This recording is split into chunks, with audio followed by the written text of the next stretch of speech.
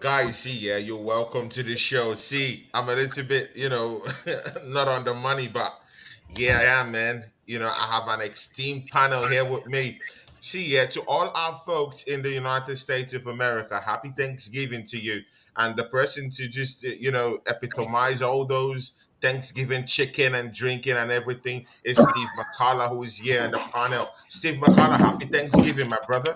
Happy Thanksgiving. What's going on? Yo, I Yeah. ain't even gonna lie, bro. I hate Thanksgiving food.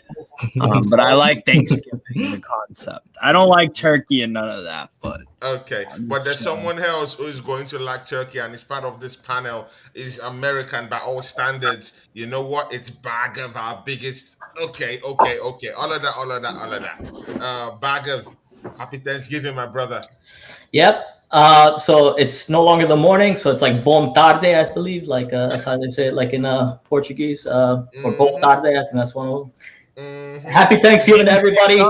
Happy fucking. Yeah, happy Thanksgiving, first of all, man. It's a great day. Tomorrow's gonna be great, but like right now, like we're focused on this game. And I want to stay focused on this game because the stress is gonna start real soon. So for us Americans, but yeah, I am. But today I want to see Brazil. I want to see Jogo Bonito.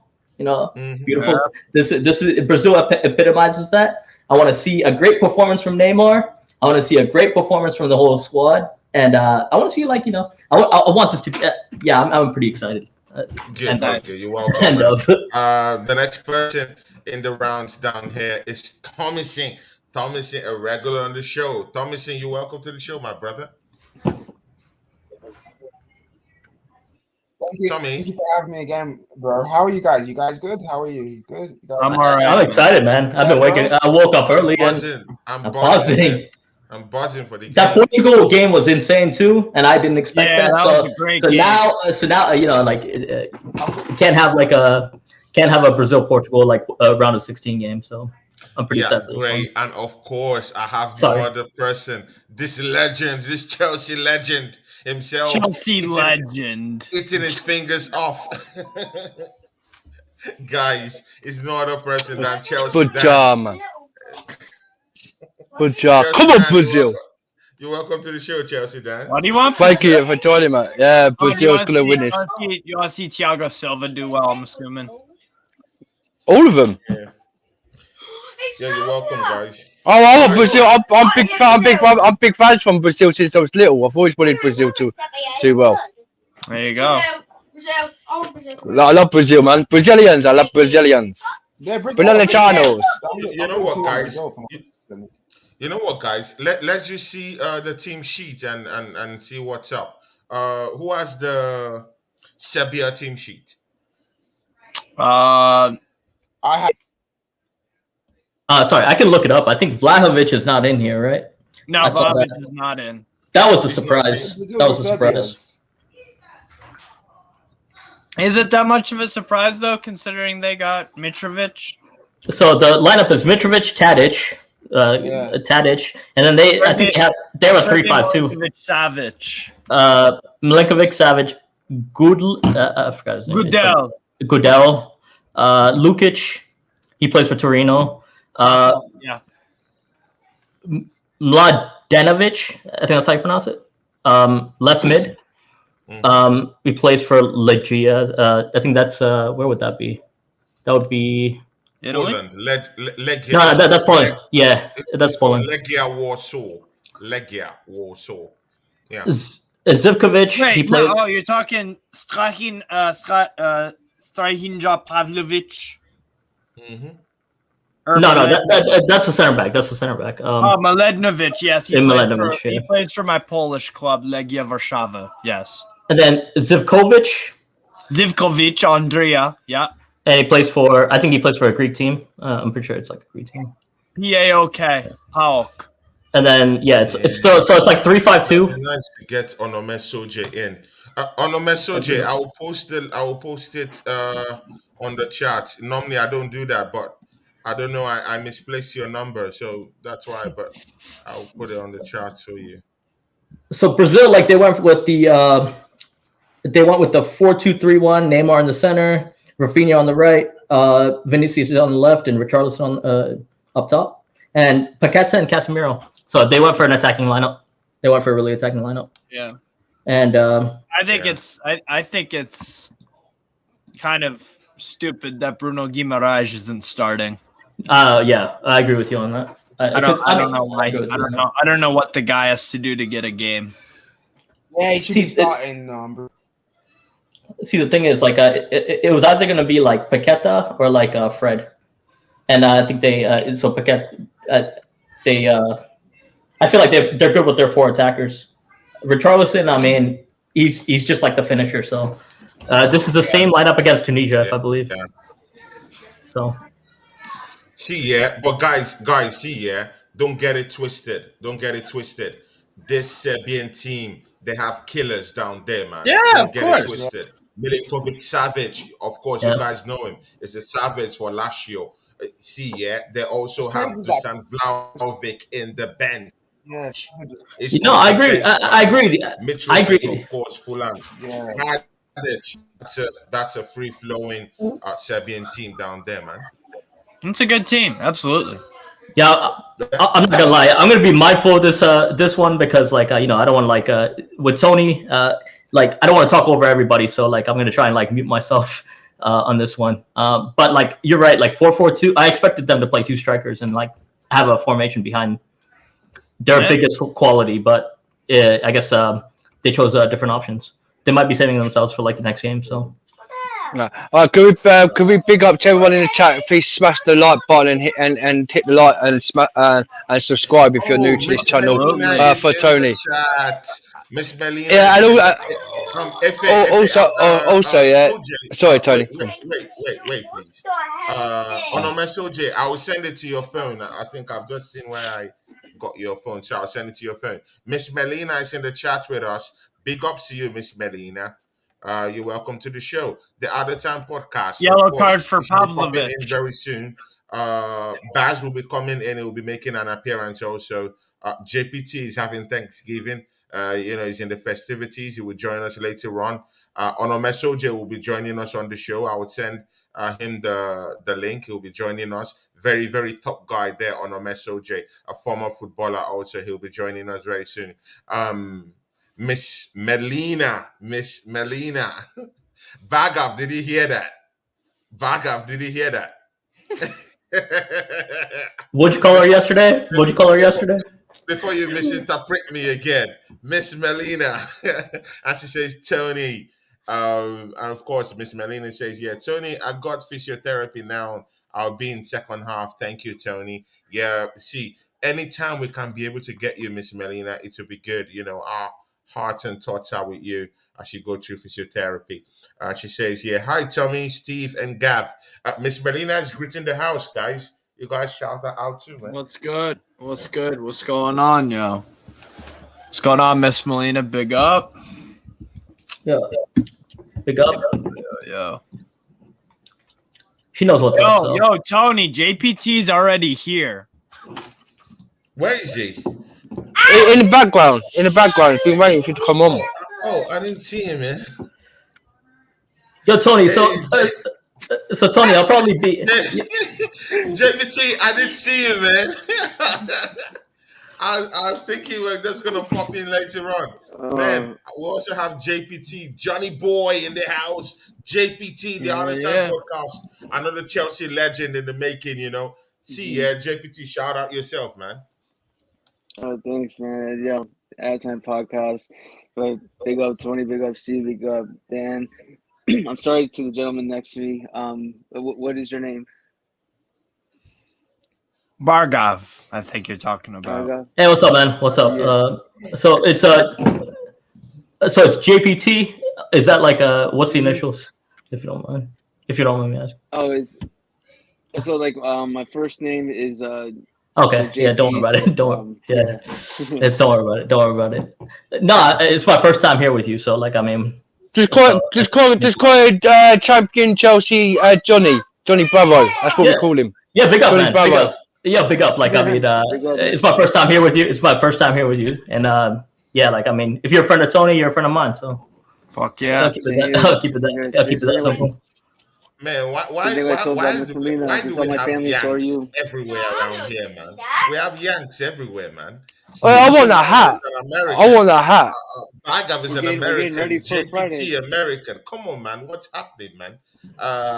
Because the Yanks are Chelsea here to Dan. take over Chelsea football, bro.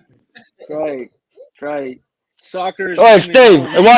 it won't happen tomorrow, mate. When the England game's on, mate, we'll be taking over the United States, won't we? Yeah, I know. Ooh, I was thinking about what to do tomorrow. Actually, like, now that you bring that up, I'm like, I should go to like the local like places. I should come here for a watch along. I have some options. Well, But Bagav, if you had me on Instagram, bro, I'm doing the England watch along tomorrow on my show with Tony and that. Yeah, send me Okay. your Instagram and I'll get you in, brother. No, what is it? What is it? I have it on my phone right now. So It's just I'll type you in the private message. Yeah, I'll type it in sounds private. good. Sounds good. Right. Anytime, man. Anytime. So don't worry about it. Let's take us through the game, man. What's happening? I've done it for you now, bro. Well, Brazil crossed it, nothing. Bro, you know what's crazy? It Chelsea down literally on looks like a Instagram. Brazil home game. Exactly. That's what it Nima is is. just practicing. You'd skills never down know. You would never know this game is actually in Qatar. Yeah, I've got you, bro. I've got All you. those Brazil fans. Holy shit. They're just in the crowd, man. Yellow Well, everywhere. you could tell like when they go into the audience and there's no people with the samba outfits, and you know what I'm talking about. They they can't allow that in the city. It's a Qatar, but it's. I mean, anyone's shocked that Big up Richarlison's Craig starting AFC, bro. over Jesus. What? No, because like Anyone because surprised about what? Jesus over like Richarlison. No, because like Not at all. that's his favorite. That's his favorite. And Chiche likes to play. Yeah, Richarlison over Gabriel Jesus. Yeah. Like the four players he rates are like Neymar, Rafinha, Paqueta. He rates Anthony to an extent, and I think like it's definitely He should rate Richarlison. Bruno, bro. I don't know what the fuck. What I don't get it. I think he rates I think Martinelli's definitely gonna be the left winger for that place, but. He don't rate Gabriel Jesus, the Brazilian manager. Well, don't know why. The problem with Jesus is like the last World Cup was it didn't go down well with the Brazilians, and the Brazilian like media is just as like bad as like the English media, so they don't forget. They don't forget like stuff like that. Like, no, they're just fucking assholes most of the time. They're like underground to an extent, but no, they're just as bad. Like, I mean, I talk to like Brazilians all the time, and they say like, they're crazy, bro. The fucking Brazil media, absolutely. Such facts. See, once again, Tony. No, Martinelli, who from Arsenal, ain't playing for Brazil. Why you rubbing it in his face? Like no, listen. Come on, man. He's gonna start. No. He's gonna start at the next World Cup. Wait. No, Ivan Fisher Jr. Not Ivan Fisher Jr. No chance. Them two together. Chelsea Dan. See, Martinelli is a young guy. He just came into that squad. You don't see the Brazilian team. The Brazilian team is not just that team. You just come in and bamboozle everyone that's down there. Bamboozle. You have to take your time. Oh my God! Vinicius. Tommy, you were out of the stream. What happened, man? Tell me. Great defending, Zivkovic. Yeah. Vinicius had him beat. My laptop just froze. I had to like switch it off. Okay. Vinicius, Onome Soje should be joining us anytime from now. The Manchester City fan, great guy, is my friend. Is coming to the show. Man City fan? Those are rare. Yeah, he's a Man City fan. He'll be joining us lots of times during the. He'll be joining us during the Premier League period. He'll be giving us. Oh, he's here already. Onome Soje, my brother. What up? I mean, OJ, yes, up, brother, man. Big ups to you, man. I've been seeing you on different shows, man. I wanted to meet you, man, so you could come on my show one time, bro. Yeah, man. Big ups to you. It was on WOD. It was on WOD. You're like Cristiano Ronaldo. It's always about you. Yeah, no. Hey, Tony. This is our show. This is our show. This is our show, bro. This is our family show. We're all family. Wait. Don't speak up. Don't speak over other people. Wait. A family show. It's supposed to be Tony Cloud Gunner TV. It's not about you. It's not like Cristiano Ronaldo, right? You don't want me to have Cristiano Ronaldo in my club, and yet you were here making it all about you. Yeah, I'm trying to be like, I'm just being sarcastic, trying to be like Cristiano Ronaldo, because you want Cristiano Ronaldo at your club. You want Ronaldo at your club, innit? You want Ronaldo at your club. So I'm just being like a sarcastic, being like a Cristiano Ronaldo. Come and join my club, man. Come and join my. I'm just pushing you to the limits, man. It's okay. On J, shout out yourself, man. Ain't gonna happen, my boy. Ain't gonna happen. I'm here, man. I just had to change my name quickly to Pep New Deal. Yeah, read up that what you want. That's putting it right in our faces, right? Wait, let me turn that name up. Let me turn that name up. Guys, Pep New Deal. That's his name. Problem for the rest of the Premier League, then. Oh, you're a Man City fan, cool. Onome, you're welcome to the show, my brother. Cheers, of course, Man City in the house, you know. Onome, are you a Chelsea fan? He's a Man City fan. You know, I feel sorry for you, mate. Feel sorry for you. Why do you feel sorry for him? Bro, Chelsea Dan. Oh God. Oh boy. You hardly get What's up, Steve? You hardly get Manchester City fans, you know. So for me to just get Soji on the show, man, it's something big. And he's also my Nigerian brother too. So guys, you have to prepare for him because he will be coming up to the show around December most of the time, you know, after post-game reactions. Onome Soji will be joining us. Soji, how do you see this game going? Well, to be fair, Brazil should win it. They got enough in their locker to win it. But there's been a couple of shocks, but I can't see Brazil slipping up, to be honest. I don't know what happened in the Argentina game. To be fair, I know what happened. Argentina were not smart enough to actually play against a high line. It was so poor, the amount of offsides they were getting caught. It was poor from professional strikers to be getting caught offside that many times. So that's their fault. But I can't see Serbia doing anything against Brazil here, to be honest.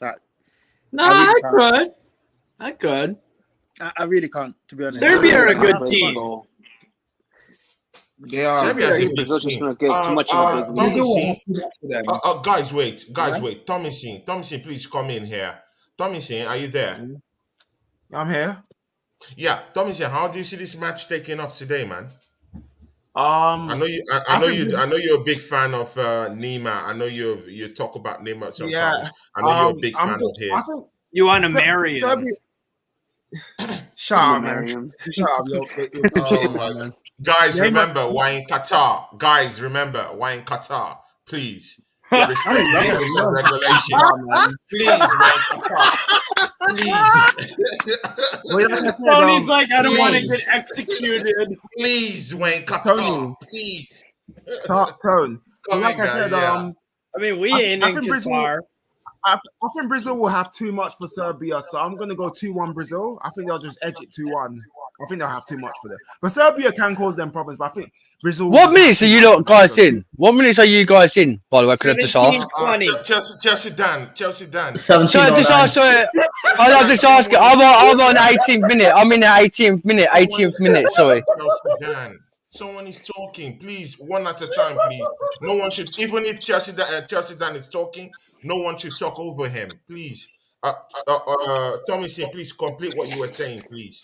Sorry, Tommy, bro. Sorry. That's all right. Don't worry, bro. Don't forget about it, man. Anyway, as I was saying, I think Brazil will have too much for Serbia, but Serbia can cause them problems. Mitrovic, he's mustard. I love the guy. He's mustard, but I think Brazil will edge it 2-1, Merv. I'm going 2-1 Brazil.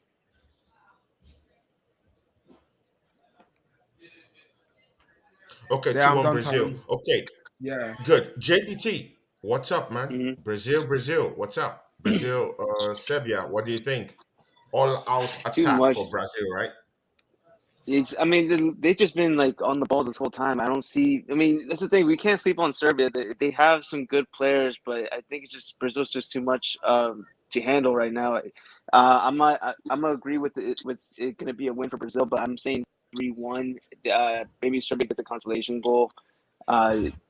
If they can even bring it to their side of the field completely, like they just, I don't like to answer what Chelsea Dan's question was. I'm just getting to the 1801 right now. And it's just been Brazil all day. I don't know. The only way I could see like Brazil slipping is if the coach just has some shit tactics. He makes the wrong subs.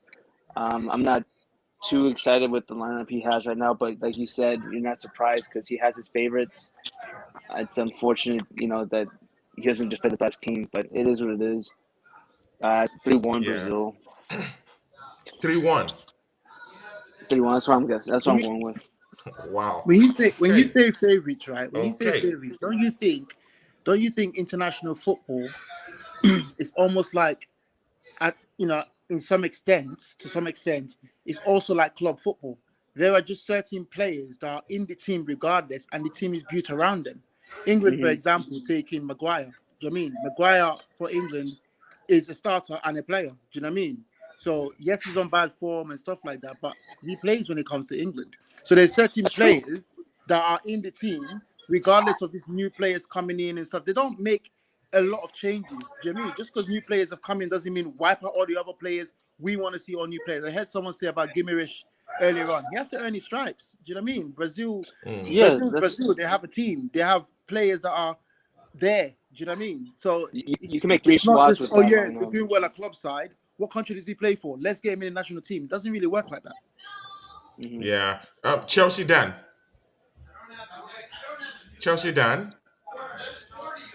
I think he's away from his phone. Chelsea Dan, are you there?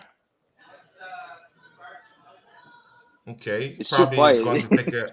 he's going to take a shit. So maybe. I'm listening. Tony, you with the How are shit? you? Who's there? Who's talking? Who said Tony, I'm here, man. But I've just got my missus hoovering up for a minute. My missus are hoovering up for a minute. Okay. I actually thought maybe you went to take a shit. My missus hoovering up, so it's going to be loud in the background. Okay. Why should I finish hoovering? Yeah, then I'll come afterwards. Okay, good. But also, Tony, I am taking a shit because I've got the Arsenal shirt to wipe afterwards. This guy is this guy is not normal.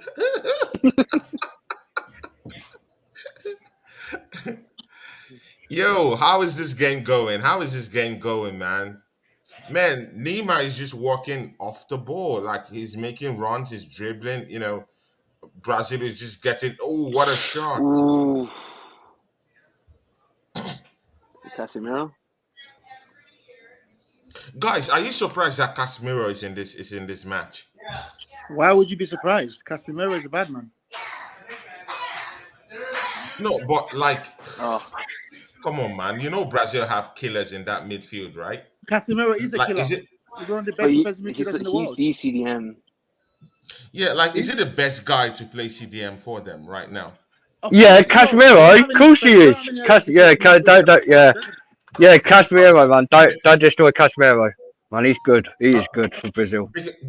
Because Bruno Guimaraes can actually play that same role for them. Can play it, but not his position. So would you trust a rookie over a seasoned pro and somebody that is that position in a World Cup? But it's Asian. It's Asian. Casemiro is not young, He's not young. He's not in how old his is Casemiro? 25s. Neither is Silva, but they still got it. How old is Casemiro? 31. It was the same as the Koulibaly. 31 is not old, fam. No, Casemiro is 30, actually. 30 and you're saying it's 18? Come on now. Come on, man. He's not in his 20s again, Yeah, but what's going on, fuckers? Who said 30s? Who said 30 Steve, we thought you died. We're so obsessed with youngsters and 21 and 20s playing the game that we're not considering 30 old. 30's never been old. Do you know what I mean? Kevin De Bruyne said... No, I'm not saying it's old. But I'm just saying that they have lots of younger options down there in that middle that can come in and do a job. Bruno Guimaraes can actually slot into that. Yeah, the only oldest in the Brazilian squad is Thiago Silva. Someone is talking. Bruno Guimaraes can come in there. Fabinho can come in there and make it a tightly knit midfield in that central defensive midfielder. So But you just said in that you just center said he's old. defensive midfield. So what are we talking about here? But you just said he's old. But you want to bring Fabinho in there, but Fabinho is also the same age, and we just said he's old. Yes, No, yeah, that's true. That's I true did not facts, say. mate. Well, then. What I'm just saying is that I'm just saying this is what I'm saying. What I'm saying is that they have better options in that middle, right? No, they don't. Not better than Not better than Casemiro. Casemiro. No, I They're don't. not better than Casemiro. They don't have better options than Wait, Casemiro. They might be So better, but Fabinho, not better. Fabinho is not better than Casemiro right now. No, Casemiro is much better than Fabinho. Casemiro is much better than Fabinho. That's not even a question. Miles But you ahead know of what? Jimenez I right would now. instead I would take a Bruno Guimaraes in my team than a Casemiro right now. But he's At- not at a a defensive CDM. Yeah, midfielder. but he's young. He's a centre mid. I know, but he can play in that role. Yeah, but He's you that can't. kind of guy that can switch. You can't That's what I'm just put saying. the player in there just because he can play in there. This is not FIFA career mode, bruv. This is the World Cup. Bro, You got no. We're not talking players of for this. career mode. We're talking of reality. Yes, White so you is can't Ben put White Casemiro is a in. centre back, but What, Tony? Would you change That's Thiago the right Silva? back. Would No, you change wait. Thiago Silva? Because he's No, 38 years of age. Wait, Chelsea Dan. Look at what I'm saying. Benjamin White is a centre back for Arsenal. But right now, it slots in straight up into that right back position. So what are we talking? And he can competitively play as a centre back. But who in Arsenal is playing at That's right fine. back better than I Ben get White that. right now? I get that. That's what I'm saying. So that players There's that can been a actually better play, right back in the dual Premier roles, League, by the way, than different roles. Ben White this season. Ben White has done the best job as a right back in the Premier League this season. And that's crazy. Exactly, that's what I'm saying. I understand that. Because someone But just said Tony, that no, I would not take Bruno Guimaraes at CDM over Casemiro at CDM because Casemiro is a master at the position. Bruno is very good at it. There's a difference between very good and a master. But when he came in, he was on the bench in Manchester United. Look, I think Bruno Guimaraes should be starting in this game, but not in front of Casemiro. Yeah. Do you think he should have been? Casemiro was on the bench for Man United, yeah, Tony, because when they brought him in, yeah, they had players to fill in, so Ten Hag couldn't fill him in. Now he's playing him in more often, where he sees a better option for Fred and likes of Matt Tomley. That's why he's in it now, right? So Casemiro, no chance, yeah. You could replace Fabinho or anyone on that pitch, yeah, because he's the best CDM for Brazil. He knows when he played for Brazil, he played better in that position than Fabinho and the likes of Fred and the likes of anyone. You cannot change the team. It's like changing Thiago Silva, who's like one of the best centre backs for Brazil, yeah, and they've got more centre backs on the bench. He's the oldest out of the whole lot of the team. He's 38 years of age for the Brazilian team. So well, they have Militao down there, who is also good in his own right, also. Mm-hmm. Yeah, he's on the bench. You got Marquinhos. That's what I'm saying. It depends on what you want, but Militao is also a good defensive cover or a like-for-like replacement for Silva. So yeah, you got to go with the experience that these players have as well internationally, right? So we know fully well. Oh, Vinicius, we know fully well that England right now has more informed centre backs, right? To Maguire, right? But when it comes to international caps, how many caps has Gay got? How many caps has Tomori got? Do you know what I mean? So obviously, but that's because they don't get called up. There are players that are the national team. Do you know what I mean? There are players that England they have a number in the national team. You know, Maguire is number 5 in the national team. Look at Maguire. He hasn't played for Man United, and he's playing now. He's playing for England. Yeah, sorry. Like when David Beckham and the rest of them was playing, and they have David Beckham as number 7. That's David Beckham's number in the national team. Do you know what I mean? So, you know, you have players that are set there. So you can't just because he's in form and stuff like that. Now take a player to the World Cup that has 2 caps or 3 caps or 4 caps. This is not trial and error. You know what I mean? He wants to win the trophy. He wants to bring the trophy home. Even the game where he didn't bring in Tony, if you remember, that was a high pressure game where he felt like he was still proving himself to these fans and all these critics and stuff. Hence why he couldn't take off Harry Kane to put Tony on to give him a debut because the fans and everybody was on his case. And this is why I think Gareth Southgate is going to walk regardless of what he does in the World Cup. Whether he wins it or not, he's walking because he's been disrespected too much. Yeah. Chelsea Dan hates him. Tommy C doesn't like him. Tommy, in fact, Tommy can sack him right now if you give him the powers of the English FA. It will sack him right now. Machala is not a big fan of Southgate either. I don't know if JPT likes him. So all these guys here, they don't like Southgate. Who else thought watching England the other day was like watching Man City? I actually called them Land City the other day. It was like against Iran they were good. Yes. You're talking about England, yeah? Don't talk about England like that, man, because you're talking ruffles, mate. Southgate is the worst manager since England. Yeah, have lost 5 games since Southgate. Yeah, that's been the most record that England's ever had in a said Nation League, right? Our record 5 games, losing to a poor team like Hungary and whatnot, and it feels like another manager. Yeah, we would have beaten that team, but this Southgate, he doesn't know what he's doing. He just don't know what he does for England. Right? Yes, he got us into the final in the Euros. He got us into the final. Yeah, he had a good manager. You're right, Tommy. But wait, yeah. See, Southgate is the coach that has actually given England the best run out in Europe or in a major European title. Thank you. For the Euros since 1966. No, thank you. That's a fact. No, it's not. It's not fact. Look at the team in our group. We had an easy group. That's how we got to the final. Chelsea, we had an easy group. We allowed you to talk, Chelsea Dan. We allowed you to talk. Let's talk. We allowed you to talk. Yeah, I'm just saying what you're saying, Tony. I know I'm allowing you to talk, but I'm just trying to get you. I'm just trying to put the right straight forward to you that. You're talking about the Euros being in the final. We had the easy group to get to that final. We didn't play big like France. We didn't play France. Also had home turf advantage. Home advantage. It was a tournament exclusively played in England. Except one game in Italy. You know what?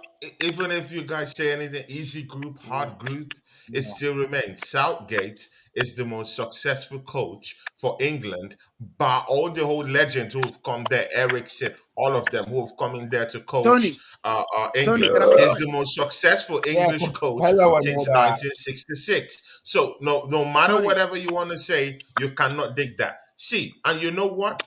This coach just won his first match in the World Cup. There you go. And he's not going to win it. So I don't know what the... Are you guys serious? Tony, against Iran. Iran. See, Chelsea, you can only beat the World Cup put in front of you. See, you know what, Bagav, what do you have to say about this? JPT, Tommy C, I want to hear what you guys have to say. What's the question? Come in there, please. Yeah, what's the question? I was watching the game. Not bad. About Southgate, this issue of Southgate. It's a tough job, man. You never win with that job. I mean, what's the expectation to win the World Cup? Is he going to do it? If he doesn't do it this year, like they're saying he's going to walk out, of course. Honorable Soldier said he's going to walk out because he's taking a lot of beating out there from the public. So do you think he's going to walk out? Do you think he's a good coach? Do you think he's a decent coach or an average coach? Do you see him a poor being one? successful in the World Cup? Yo, check your backstage, by the way. Miss Molina is here, I think. Is he a decent coach? I think. Listen, Hey, Miss Melina. Hi, Listen. Tony. Listen. Hey, Miss Melina. Guys, please welcome the only lady who is here. Miss Melina, of course, my friend, and you're a savage, man. My partner here. The only lady. Miss Melina, you're welcome, bro. Hi, Melina, you're up. Miss Melina being here, she can only be here for 2 reasons. She's gonna troll me about my World Cup picks. No, I'm here for or she's here for you. So I think it's the second one on this one. The second one, right? Because I feel like tomorrow, like she's gonna troll me about like the USA. No. I'm here for Tony. This guy deserves very underrated Arsenal channel on YouTube. Although I cannot stand the brother when he talks about Ronaldo. Tony needs some serious support for that one. I can't defend him there. I'm really embarrassed that Tony wants Ronaldo to Arsenal. No, I told him. Disgraceful, Tony. Miss Melina, would you have Gareth Southgate? Would you have Gareth Southgate at Arsenal? Oh, come on, Dan. What are you smoking today? Alright, I'm not smoking over there. Right, Miss Melina, because he's trying to pick up Southgate for England, yeah? Because we had an easy group against in the final in the Euros, yeah, and got into the final. But if Southgate was a really good manager, yeah, would you take him to Arsenal then, Tony? If you think he's that good, really manager? No, we have Mikel Arteta. See, I did not say he's a good manager. I just said that people are actually slagging him off, and I don't like it. He scored today. I mean, that's successful coach since 1966. It took you guys to a final with all your legendary coaches. Did you see the Rafinha shot right there? Yeah, I saw that. Hold on. Did you see the Rafinha shot? Hold on. All right. Did you see the Rafinha shot right there? That looked like a pass. Right? What the hell? Yeah. I mean, Rafinha right there. I mean, yeah, he's one of those players that confounds me. By the way, Rafinha. That's why I like. Animatic about that. He went from club to club just to warm the bench for Barcelona. Prick. Hey, Staff, you're right there. I bit 5 bits in front of you guys, and that Rafinha man shot is terrible. He should have scored that. From Chelsea to Arsenal, and then finally Barcelona. Tony, I told you, bro. I told you, Ronaldo. I told you. Wait, so Tony, if you want Ronaldo, hold on. Tony, the brother at the bottom is waiting to speak. He's raising his hand. Yeah. Let me say one thing real quick because like I'm gonna watch the game. I'm definitely watching the game, so like let me know like when to because I'll be on mute. So like just let me know when to speak. But the thing is like there's so many like I get it. Like, we're all passionate fans. We got a million ideas rolling through our heads. So let's like stick to like some ideas so we can have, like real good discussion. If you don't mind. I mean I don't know if I'm allowed to say that. Yeah. Thanks, Braga, for that. Yeah, of course. That's why I said one person should. I want to hear everyone's opinions on different things, but like it's like when it's scattered, it's like it hurts like the crowd too. So I just want to put it out there. Yeah, exactly. That's what I'm saying. So we'll just talk one after the other. So now, this thing about Ronaldo, I want to clear my stance. It's not like Miss Melina, and I want to clear it with you too, Miss Melina. This reason about this talk about Ronaldo, I have no loyalties to him. I'm just saying that it's situational. It's a kind of like a ripple effect because I know that Arsenal doesn't shell out money during January. This is the problem. Now, if Arsenal doesn't shell out money during January, and you know that we need a striker in January to battle it out down there with Manchester City. Pepper just signed a new contract with Manchester City. He's coming with the Bulls, man.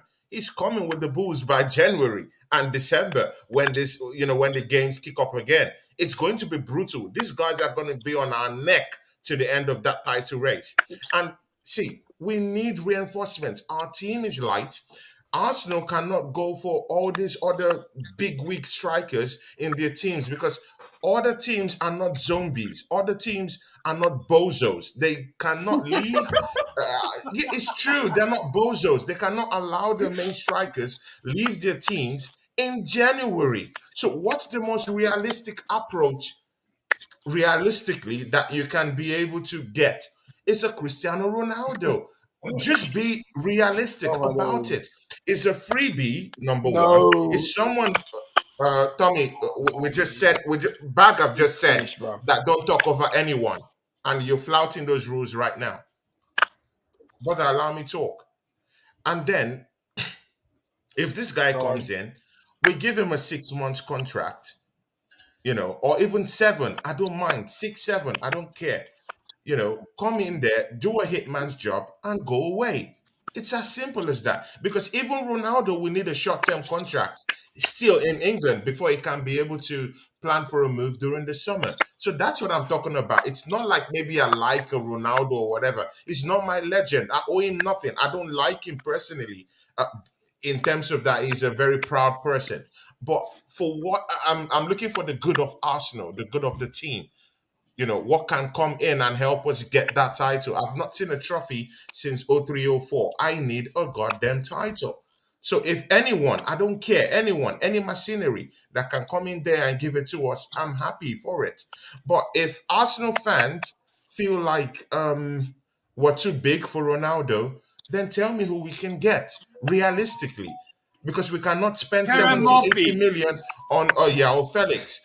Ivan Toney is embroiled in a betting scandal. He can't come in. Martinez from Inter, it's not just possible. So let me say something. Yeah, it's not possible. So, Tommy C, you can talk now. And he doesn't talk. You see, and he doesn't talk. But he has been disturbing me, Archer. You see, Tommy, he doesn't want to talk. Miss Melina, please come in. Tony, respectfully, as a brother, Ronaldo for me, he slows the game down. Tommy, no, Tommy, no, Tommy, no. No, let him have his turn. It's okay. Let him go first.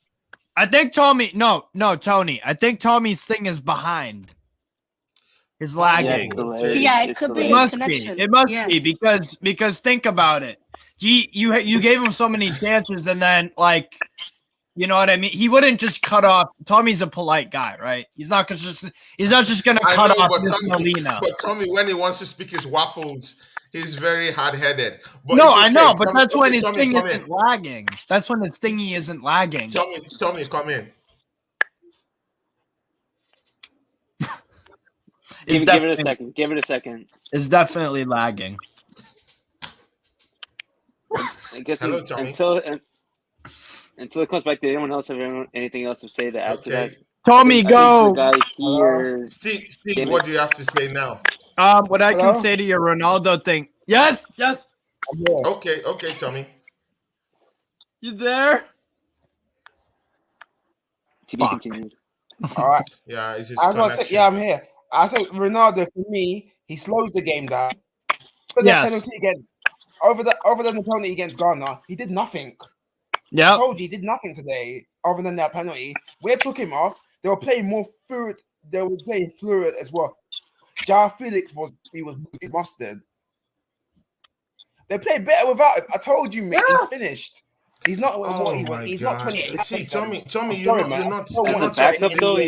not speaking facts here. I'm talking about Arsenal. I'm talking about Arsenal and our chances of getting a striker. You're talking about whether it's playing. I'm not speaking facts. You're not facing the facts, man. He slows the game down, man. That is a fact. Tony, can I counter? Yeah, Miss Melina. Please okay, Tony. All right, fair enough.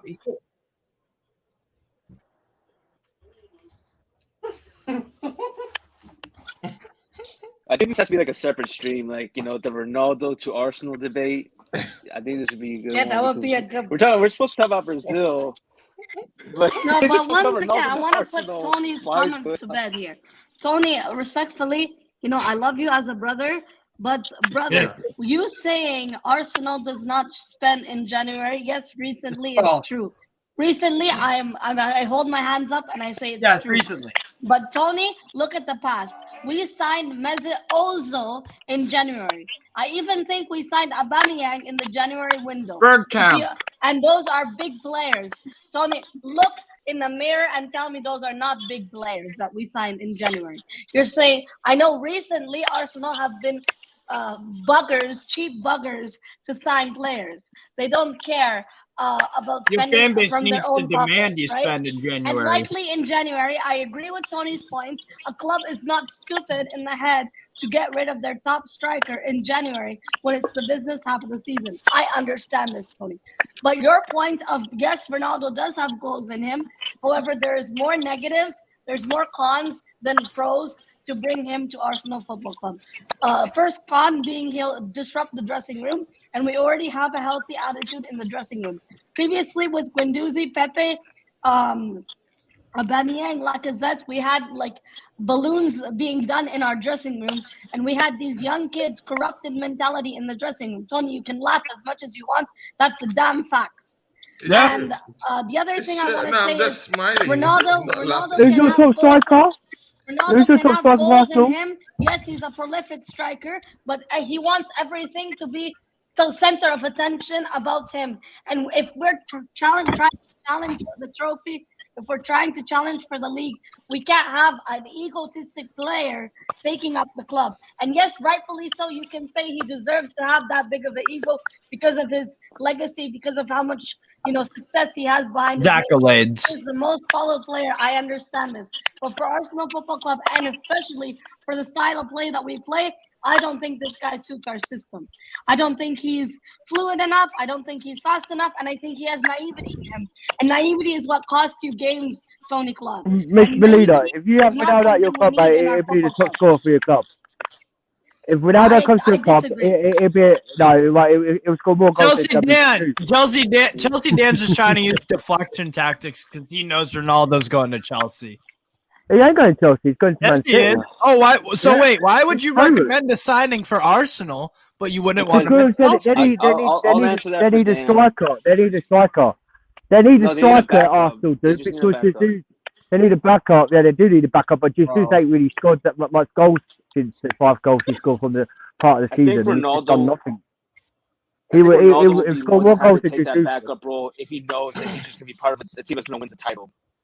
He has problems with Man United and Ten Hag directly. I don't know if he will bring all that. I think that's the big panic that Arsenal or any club is worried about. I don't want him because at Chelsea, it would be for the reason we try to make him the main striker. But if he goes to Arsenal, he would have to accept Arteta's role that you're going to be behind Jesus. We're going to play you for FA Cup games early on or Europa games. But when it comes to EPL, unless Jesus is hurt or he's tired, you are not touching this field. That's it. And then he will gladly take that back. Hold on a second. And then he will gladly take that title, rub it in Manchester United's face, and then go about his business. Yes, he does not fit into Arteta's system. I think he can adapt, because I remember you were asking that question yesterday. What does he bring to Arteta's system at Arsenal? Not much, but can he adapt to it enough to help maintain this lead, to maintain the 5 points? I think so. And that's it. There's no long-term plan, there's no long-term project. But I can see why Arsenal fans are really hesitant. Same with Chelsea fans. Anyone else in the world is really hesitant about Ronaldo joining the club. I'll take Ronaldo at Strasbourg. We fucking need someone to get us goals. I don't really get it. Newcastle needs Ronaldo. Newcastle needs Ronaldo. Okay, Dan. Yeah, because Callum Wilson isn't doing good for us. Come on. Well, Callum Wilson ain't really a big player, man. Newcastle already have lots of strikers that have them goals. Tony, Miggy Almiron is outscoring your team, brother. True. Man, I agree. He's not wrong. I agree. But Miss Melina, I know where you're coming from, but it's also nice that you've seen where I'm coming from. It's not like I have any loyalties to this guy, Oh, I know. I understand. Yeah, I just need a striker. I need a striker that can come in. Tony, I'm going to ask you. Hold on. This needs to be discussed. Tony and or everyone, I want a question for you, right? How would a 37-year-old Cristiano Ronaldo fit your style of play? I don't care about the goals. As a substitute, that's it. Style of play. Explain to me how he would fit your style of play. That's a 4-4-2. That's a 4-4-2. So you're going to change it for Ronaldo? Two strikers up front. No, listen, you asked the question. So why the whole characterization when you don't want to hear the answer? Just listen to the answer. 4-4-2. Sometimes you have to change your tactics. That's normal, And if we have a winning tactics, keep to it. Then maybe there's some games that will come in very, very tough. And then if it doesn't work in that way, you can also make those changes, change your formation, change it into a 4-4-2, or anyone that could require two strikers up front, or there's those type of games, that you need every striker on the pitch to get a goal. To those, when you meet those frustrating teams that won't allow you to get a goal, that everyone is just at the back, and sometimes you just need lots of strikers, to just come in and give you that push. Ronaldo can be part of that, can be part of that army that we could use in a 4-4-2. It can be, and mind why you, would you listen, sacrifice injuries will set into this team, whether we like it or not. There'll be some times that there'll be some injuries to Saka. Who do we have, to come and help Saka if he gets injured? Of course, Ronaldo can slot into that place. 17-year-old. Of course, Mikel Arteta doesn't trust Marquinhos just now. Even there are rumors that he might be going on loan. So let's see. I want us to be very realistic in what we're saying here, because we're dealing with Arsenal Football Club. We have to be realistic. See, to be very sincere with you, I'm not sure we're going to spend £70 million or 50 You need to million demand that of in your the club. market. You need to demand that of your club. But mind you, it wasn't official from the club that we have 50 million in January. It wasn't official. It's all paper talk, So we're not sure about all this, and we have a freebie that we can get. Why can't we just get a freebie for 6 months, come do a job and go away? But I can accept if people don't like it, no problem. So who is the realistic person that we can bring in? Tara Murphy. Can I say something? Tara Murphy at Lorient. Let the man talk. Let the man talk. Low. Sojay. I hear you guys. I think the last stream as well, people saying, "Oh, the fans need to demand it. The fans need to demand it." If you guys really think that the fans screaming out, "Oh, we need to sign a player," and that's going to make the owners bring out a checkbook, you are delusional. It doesn't really, because it stopped the Super League. It doesn't. It stopped the Super League. Am I wrong? That was more political than anything. No, it was the fans' pressure. It wasn't just the fans that stopped the Super League. It was. Well, the fans had a big part to play in it. But anyway, so my point, the fans cannot demand and go, "Oh, we need something." Arsenal are top of the league right now. The 5 points clear. There's not a lot wrong with their team right now. You talk about two strikers. Yes, they've got two strikers in the making that can play. Obviously, Jesus don't have to be that number 9. They could put Eddie Nketiah up there and Jesus to play behind him. So they've got that sorted.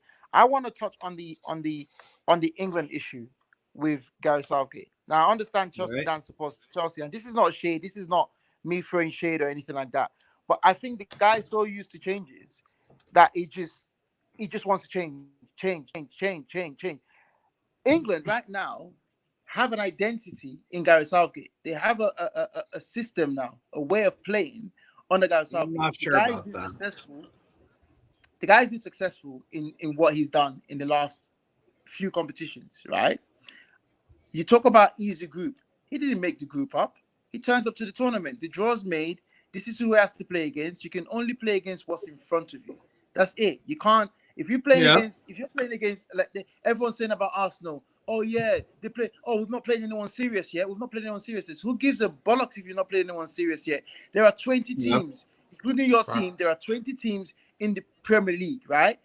All 20 teams have positions, so it doesn't matter whether you've not played against anyone serious. Who is serious? Okay, you're talking about the top 4 or the top 6 teams. That's only 6 games or whatever amount of games. You can only play against what's in front of you. And what's in front of them is the Nottingham Forest of this world, is the whatever. And when they've come against the big teams, they've built the momentum through these small teams to go into the big teams against Liverpool, for example, smash them up, and they played against the big teams, and they won games. They've only lost 1 game. So you got to understand that they can only play against what's in front of them, right?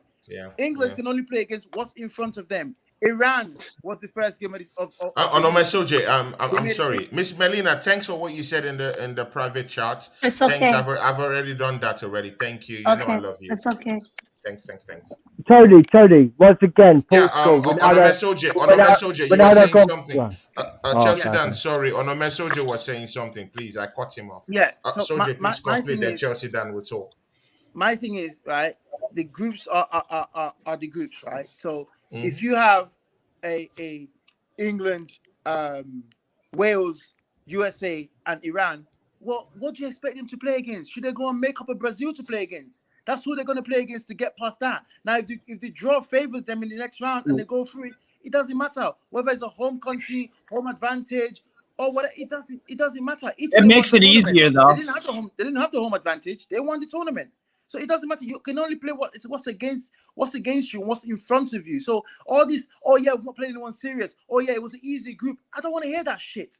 That's rubbish. Do you know what I mean? The guy is doing well. Praise him when he's doing well. Don't kill him, right? Because guess what? Like I said, he is going to walk. I am 2,000,000% sure he's walking after this. And you're going to see the shit show you're going to have after. Because guess what? Once upon a time, Sam Allardyce was employed for England. What the hell? That's because the FA are failures, bro.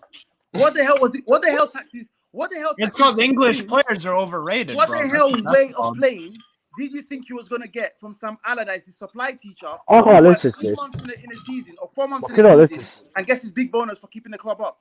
So give the guy some credit and respect the team. Just because you're used to changes and this coach come in after 5 games. It's not because it changes.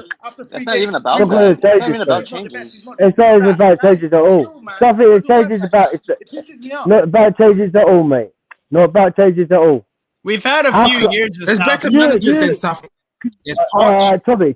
That's the same. We've had It's Chelsea Dan's turn to talk. Chelsea Dan, pick it up. No, that's what I just want to talk about because in the day, I'm disagreeing with what this guy's saying, mate. Because the European team, yes, he got us into the final, but what did he do against Italy? Hardly nothing in that game. We had teams, like the most ranked, like 100 teams, like in the national team space. You're gonna beat teams like that. Look what we did against Iran. We're gonna beat teams like that, all right? We got through, we played Croatia in the semis and knocked them out in the penalty shootout, all right? Then got into the final against Italy, all right? That Croatia, this is a struggle game all the time, and we actually done it because they didn't hardly have their best players that in the Euros. They didn't have like Kovacic at the time because he was injured. They didn't have Modric. He came off like the last 10 minutes after the end of the game. So you can't say about giving Southgate time to adapt to England football because we gave him time, and he's broken the lost records for England, mate. Broken the lost records. 5 games. In about 2 lower clubs. Dan, you need to reword it. You mean he knocked us out. Six Nation, he knocked us out. We got relegated from the Six Nation League from an easy group. Apart from Italy. Yeah. From Italy. So, how could you tell us, give the guy a time who's just broken a crap record of losses for England? He's not getting a chance. You said he's going to walk on. He's not going to walk. We're going to sack him off. And Thomas Tuchel, right? We're going to sack him off. He's not asking you for a chance. He's done what he's done, and he's going to take that. He ain't walking off, mate. No, he's not. You're wrong. You're totally wrong, mate. You're totally wrong. You can't every single English man in this zone. You're wrong, mate. Chelsea Dan, good. Can I say something, Tony? Tommy C, come in. Like I said, we are not winning the World Cup with this manager. His tactics. Again, you know when we played Italy in the final, the Euros, we went 1-0 up. We sat back. They weren't good, Italy. We sat back. Why are we sitting back in the entire game? For what? For what? And we're going 1-0 up within 3 minutes. You're telling me this manager is good enough to win us the World Cup. Don't be come on, don't be ridiculous, man. Come on, man. And you know what? There's better managers. There's Poch, there's Tuchel, there's Bielsa, there's Zidane, there's Ancelotti. There's better managers than this bum of a manager. No, but Zidane ain't coming. Zidane's not coming. Better managers than Southgate. Personally, I would love Tuchel, I would love Poch, I would love Bielsa, anyone than this bum of a manager, man. He's bum anyway. Everyone wants new things. Everyone wants a Ferrari. Everyone wants Bugatti. No, but you can't deny what he just said. You can't deny what he just said. It's true facts, mate. You can't put Guardiola how to want you to start his business. You can't put Guardiola how to want you to be in top at Man City. He just wins Premier League, bro. He can't win the Champions League for you. And you talk about Southgate, he's going to walk. No, he ain't. Like Tommy say, he's a bum. He ain't good for England. He ain't a good manager for England. He ain't got the style of player at England. How can you say he's good at England, mate? If you think you need to go somewhere and go and sniff something more because you're talking wet, mate. Yeah, he's like Tommy said, he's crap. You got like Tommy Tuchel's interested in England. If he came, he'll probably do a double class better job. Same Tommy Tuchel that you was happy to start in your club and want a new thing. You guys are just funny. Bro. No, but bro, you can't just keep saying you want a new thing. Wait. Can everyone wait? Can everyone wait, please? Can everyone wait, please? At least he wanted to Steve, thing, mate. Wait, everyone, please. Steve, come in. Please, no one should interrupt anyone. Please, I beg you. Steve, come in. Bro, you've got to acknowledge what other people are saying, though. You just keep on saying everyone wants a new thing, everyone wants a new thing, everyone wants a new thing. Well, how long has Southgate been around for, though, bro? It's been quite a few years. Like, this ain't just a reactionary thing. This is a thing that's been brewing for over 2 tournaments. So that's what? He's been around since at least 2018 because he had the 2018 World Cup and then the Euros. So Southgate's been around since 2018. That's 4 years now, and it's going to be January. That'll be 5. So this ain't a new thing. The fact is, England made the semifinal. When was the last tournament England won? Well, he hasn't won any. The last one that they've won was 66. When was the last tournament England won? 66 World Cup. I'm asking. 66 World Cup. Southgate hasn't won a tournament. Have other managers been in? Other manager? That's because, bro, but that's an English problem. Been in since 66, right? That's an English problem. So I mean, you could, bro. I think England are like cursed or something. I don't know what's going on with them guys. Well, you're talking about England about the World Cup, yeah. How many World Cups have you won? Chelsea, Dan, other people allowed you to talk. Can we get this thing round, please? Chelsea, Dan, is this possible? JPT, please come in. I mean, I was just asking in the chat, like, okay, so for anyone who says Southgate, I'm one of them too. Like, I don't think he's made for England. He does well, like as Steve said, but when it comes to the big games, he messes up. I don't know what happened versus Italy. That should have been England's trophy. That should have been their tournament. But all right, so Steve, Top Steve said Bielsa. So what would you say that what does Bielsa bring that will make England better? And if anyone has like a manager they preference. There you go. Like whenever I hear about people and their complaints about England is that they don't play to their strengths. So Bielsa would enable this England side. Yeah, defensively it wouldn't be great. How did that lead stint go? Come on, man. Are you serious? It wouldn't be great. Are you serious? Bringing Bielsa down to England. Are you serious? Absolutely. With that negative tactics down there. What?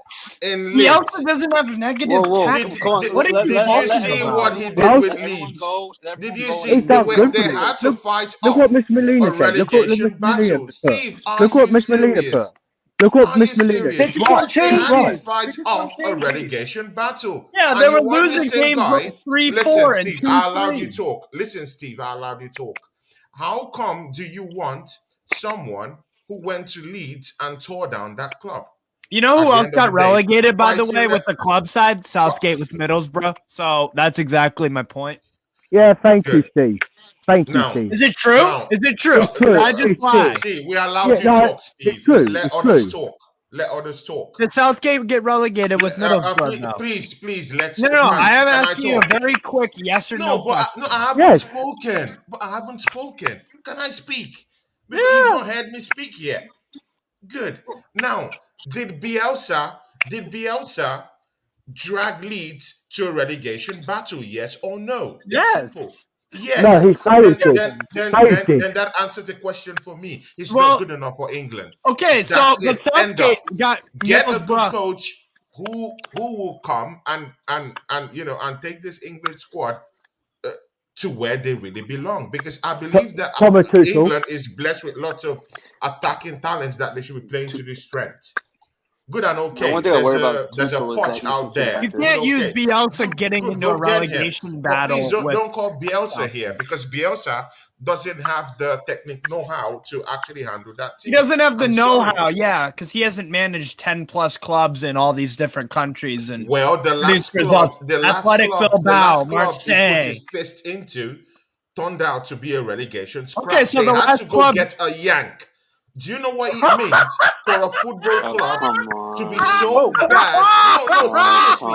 Do you know what? No. Do you know what it means for a club to be so bad that they're fighting off relegation that they had to go get a yank to clear up the mess? No, sincerely, that's how bad it is. And you want this same guy to come into, and you want this guy to come into England, into that England team and be Tony, successful. Southgate got relegated. You know what? I'll move to Miss It's Melina. irrelevant. Miss Melina, what do you think? Tony, I just want to say I know Bielsa nearly got Leeds relegated, but in the start when he took over Leeds, he did a lot for them. He actually got them promoted. He offered a lot to them, and if you talk to a Leeds fan, they will tell you, how much he done good for them. And the only reason, yes, the manager does take accountability for having them in that situation of relegation state. However, Tony, you need to take account other factors, such as Bamford and their key players were injured for most of the season. They didn't have the American stars they have now. And I know, yes, they brought in a Yank, Jesse Marsh now, but the point is Southgate did get nearly relegated. Why are you saying the Yankees? Why are you saying the With Yankees? me, I agree, however, However, my stance on the Southgate topic, for once in my life, I actually agree with Tony. Southgate has got England to a final and a semi-final. I do, however, the criticisms I have for him is that sometimes, and I saw this in the Nations League and in the Euros, he played players out of their respective positions, and that's criminal. Yeah, true. I saw Bukayo Saka, my star boy, as a right back, and he is not a right back. You don't ruin a player's star potential by playing in a position they're not suited for. That's something. And the other thing I don't forgive this guy for is you put the three youngest players to take the final penalty and the decisive penalty for England in the Euros. He should know better. He was in that moment for England when he took England to a final. Even as a player, he's been in this situation before. And as a manager, he knows the amount of pressure it is in such a big and decisive moment for England. He should have never done that, especially for a young kid like Bukayo Saka, who never took a penalty before in his lifetime at that time for England. Now, I know it has made these three boys stronger, but you never do that. And the abuse these players got after missing the three penalties, Rashford, Sancho, and Bukayo, it was, you know what, Tony, we face that every day. Yeah. We know this firsthand, the amount of abuse sometimes we face just for the color of our skin. But my point is, I think Southgate, I think JPT said it, that 99% he's going to be leaving the end of the season. Anyway, let him walk with his head held high. And I think England can make it to semi-final. I don't think they will make it to the final. I think Brazil will be in the final and possibly España. I think England will just make it to semi-final, and that's still something to be proud of. Their ceiling. Yeah. For me, that's quarters. Yeah. Thanks, Miss Melina. Now that's how. Listen, guys. Now that's how you convince someone with a convincing statement. Thanks, Miss she Melina. She didn't convince me. That's but when someone goes, whoa, it doesn't work that way, man. Yo, waffling. Miss Melina. The way they're playing against Serbia, they ain't doing nothing with Rafinha missing all them chances. God's sake, Rafinha, man. How is that? By the way, Brazil Steve, let JPT let talk, because just sat there quiet. Say something, brother.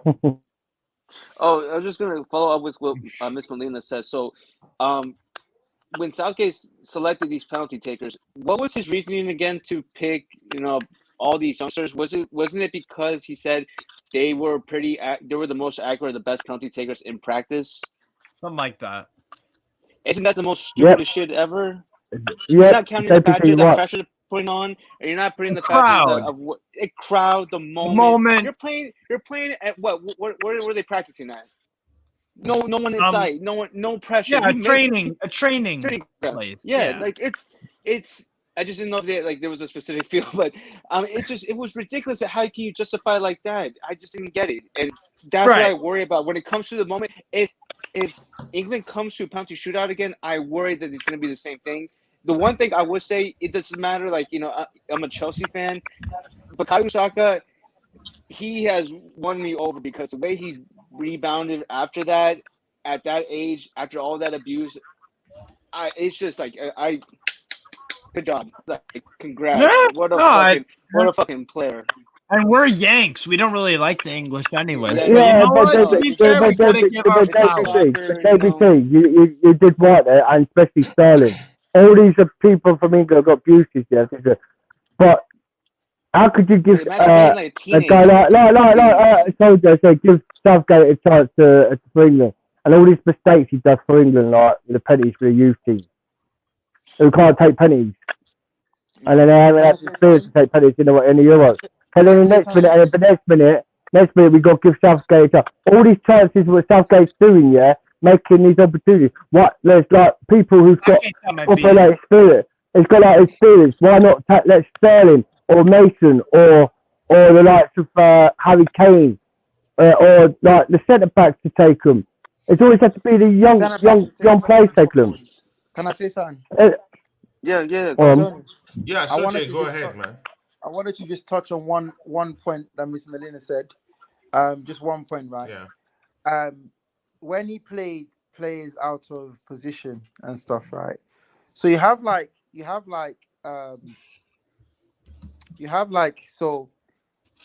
club manager, for example, has preseason and stuff like that, right? To try and test different formations or different things, right? Different ideas, even during the season. An international manager, for example, when you come in, you don't have that opportunity because guess what? You're straight into, World Cup qualifiers, a tournament. Whatever. Yeah. The Nations League was brought in to replace friendlies, right? So the Nations League is in turn kind of friendlies anyway. So I'm asking Miss Melina, I'm asking Miss Melina a question, right? At what point do you think that he's going to get a chance to try something? Because what I saw on that day was playing Bukayo at left back that day was to accommodate Phil Foden in the team. Now, which I don't agree with. I think Bukayo is much better than Phil Foden on that right wing position, right? Yeah. So he was trying something to accommodate both of them to see if he was basically trying to put, as many of his attacking players. He was trying something on that day, which backfired, which didn't work, right? The Nations League, like we say, is brought in to replace friendlies, right? And okay, let me counter your point. When these players turn up for the Nations League after a season's finished and stuff, even De Bruyne said it, they're tired.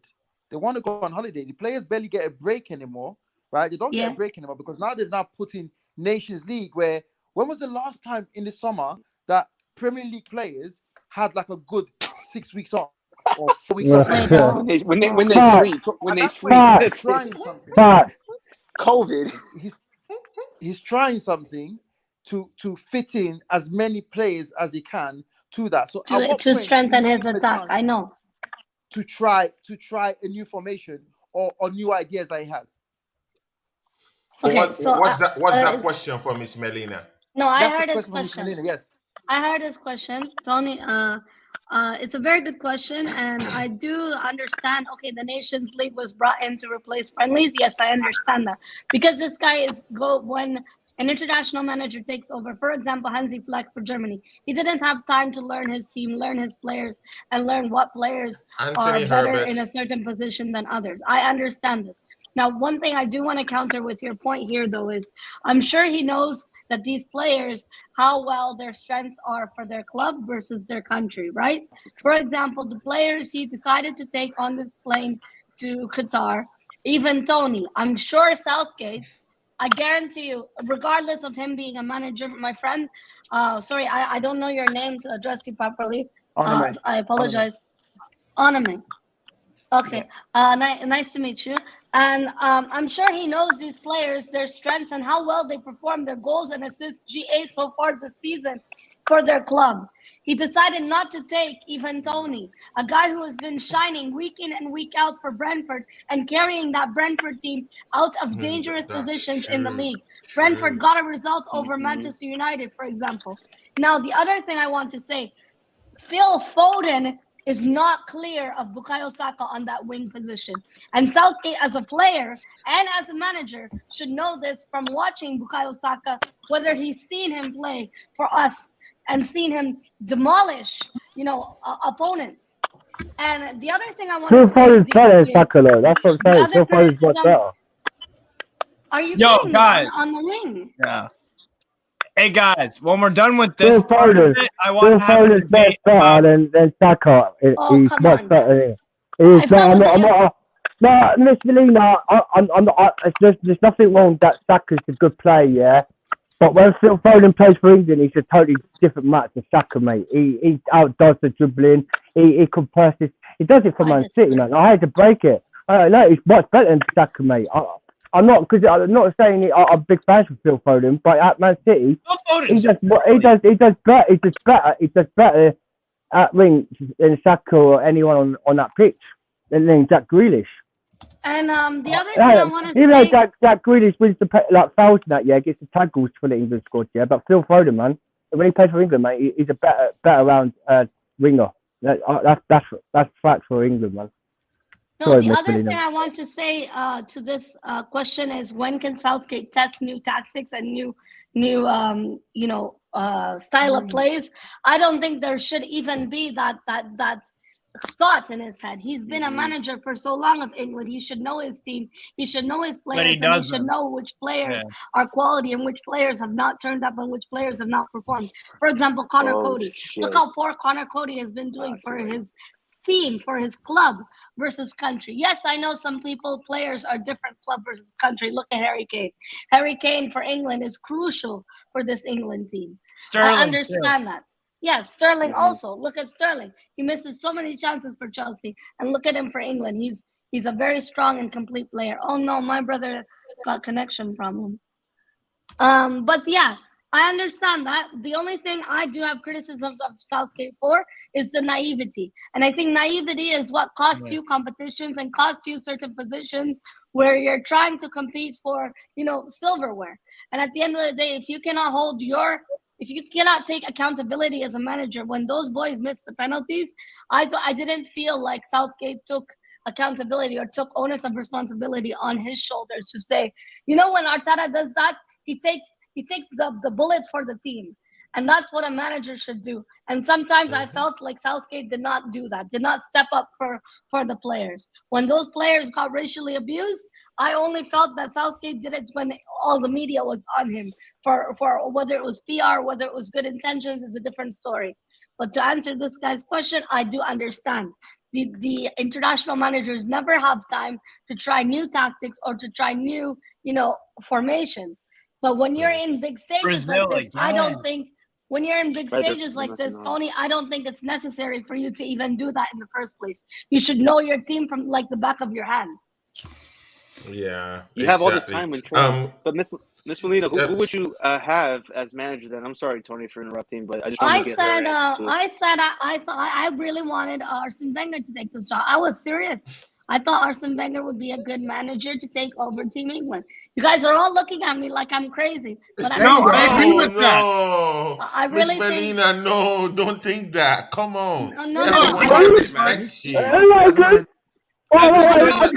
Miss Melina, everyone here, every bloody person here respects you and whatever. I respect you. Miss Melina, I respect you. I missed what you said. Who did you say as the manager for England? I said Arsene Wenger. I said Sir Arsene Wenger. No way. Yes. No way. Yes, no. I think he can. You're talking about Cristiano Ronaldo go to Arsenal. You're talking about Cristiano Ronaldo go to Arsenal, yeah? How could you say about that manager, guy Trigger? He's the worst manager I've ever seen. Oh my God! Don't do that. At How Man dare you? United. Don't do that. It's the worst manager I've ever seen. The worst manager who won Arsenal legend, Football Club the Chelsea Invincibles trophy. Dan. I've Don't taken Chelsea disrespect Dan my off. father. Don't disrespect No, that, my bro, father. that you know For what that saying is? that. That's a I'll bring him sackable back offense. in for saying that alone. Chelsea Dan, you're out. That is a How sackable. dare you? That's a How dare sackable you? offense. Wenger won us Chelsea wanna Dan, be- I don't how wanna sound dare mean. you? I don't Chelsea wanna Dan sound is mean. my I just didn't brother, know he but was how alive. dare you? Oh, he's a savage. This Dan. Chelsea Dan, No, you know what Dan's gonna dare say? you? Hey, To go. How dare you? you know what Dan's gonna say? He's gonna say, "Oh, it's just banter." He cheated back. No, I ain't gonna say it's banter. It's banter. It's banter. It's banter. no, That's it's how it banter. does. But Yeah. man, but bro, come on, man. Yes! Come on, Richardson! What's the He goal? scored. Oh, I didn't see Yes! it. Dan, damn it, Dan. Oh my Spoilers, God, we're man. Oh wow! Yes, We're busy 1-0. talking. Spoiler Was alert. that assist? Who Oh, assisted? Brazil Neymar! 1-0. Goal! Yes! Yes! Goal! Go! 1-0 Brazil. What's the goal for that? Finally, we're gonna talk about the game. Tony, you could watch along. kick me out, yeah? You could kick me out, but any day, if it comes to it, I'd rather have Alex Ferguson at England than Arsene Wenger. Oh, 5 come minutes talking on. about the game itself. He's better. Better manager, man. Better history, And, what he does for Man United. Wow, what a goal. No, 1 second. The other manager I was going to say was Thomas Tuchel. I think the guy No, is very, Tuchel, very no, tactically adept. I worry He about knows what Who? he's doing. Thomas Tuchel. I worry Thomas he would Yeah, be Tuchel. too Thomas defensive, Tuchel. though. I think He he can wouldn't play take this to the England team. defensive only. And the other thing is, I heard, I don't know if this is true, mind you, that Thomas Tuchel has to find a job for his visa in England. So I think this Yes. could be a perfect opportunity for his visa also. It could be a win-win situation for him Yes, personally Miss and Miller, for his that's team. right, mate. That's right, Miss Miller. But the only thing, yeah, I don't think there's a raw thing about Germans taking England as manager because he's German. Yeah, they don't like each other. No, but you guys hired an Italian. Tuchel's linked with Atletico Madrid as well. Yeah, You but guys that's hired an like, yeah, Italian. but Steve, when it comes to England World War and Germany in the World War, you Yeah, don't well, know, you guess don't know what? about England UK. also You do fought not know, Italy you in the do World not know War. about. No, we didn't. That was on our side. Italy They were was on our not side. this. Yeah, but they were on outside. Guys, please, one at a time, please. One at a time. They were on outside in that. Dan. I mean, imagine Dan, Tuchel the- It's like Canadians and Americans. Italy, Germany, Japan. It doesn't take a genius to know this. World War II. Also, Yeah, also no, one yeah, second. Please, politics off limits, please. Politics Yeah, off one limits. second. Please, I do let's want just to focus say. on the football. I See, do want to guys, say. Richarlison just scored a good goal. Yes, and everybody in the chat, if you're watching on replay, or if you're watching this on replay, or if you're new to the chat and just joined, or if you haven't liked the video, go and like the video now first. Second thing, promotional advertisement for Tony Claude's channel is become a member, and you can join the stream yourself as a guest whenever Tony does those shows. Yeah. Or you get exclusive perks to Tony's channel. So do consider getting a membership. It's not expensive. It helps out the channel, and it helps Tommy or Sabia, are you listening? And it helps Tony Claude put back the money into his channel to up the quality of his streams and the content for you guys.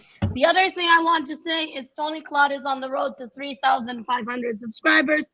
Please consider subscribing, hit the big red button, and hit the bell button to be notified whenever he goes live with very unfortunate Spurs fan, Deji Spurs. He does weekly shows with Deji. And last week he had, I think a few weeks ago, he had Monty on his channel. So he does have very good guests, just like the panel on here today.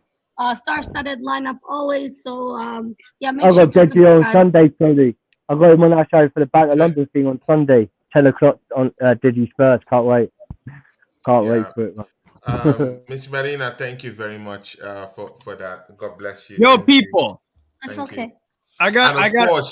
Of course, Strasbourg Steve is also a member. You know, he puts his money where his mouth is. He became a member of my channel, a platinum lifetime member, and of course, me and him, Miss Melina, me and Steve will welcome you to our show immediately the World Cup ends, and the weekend.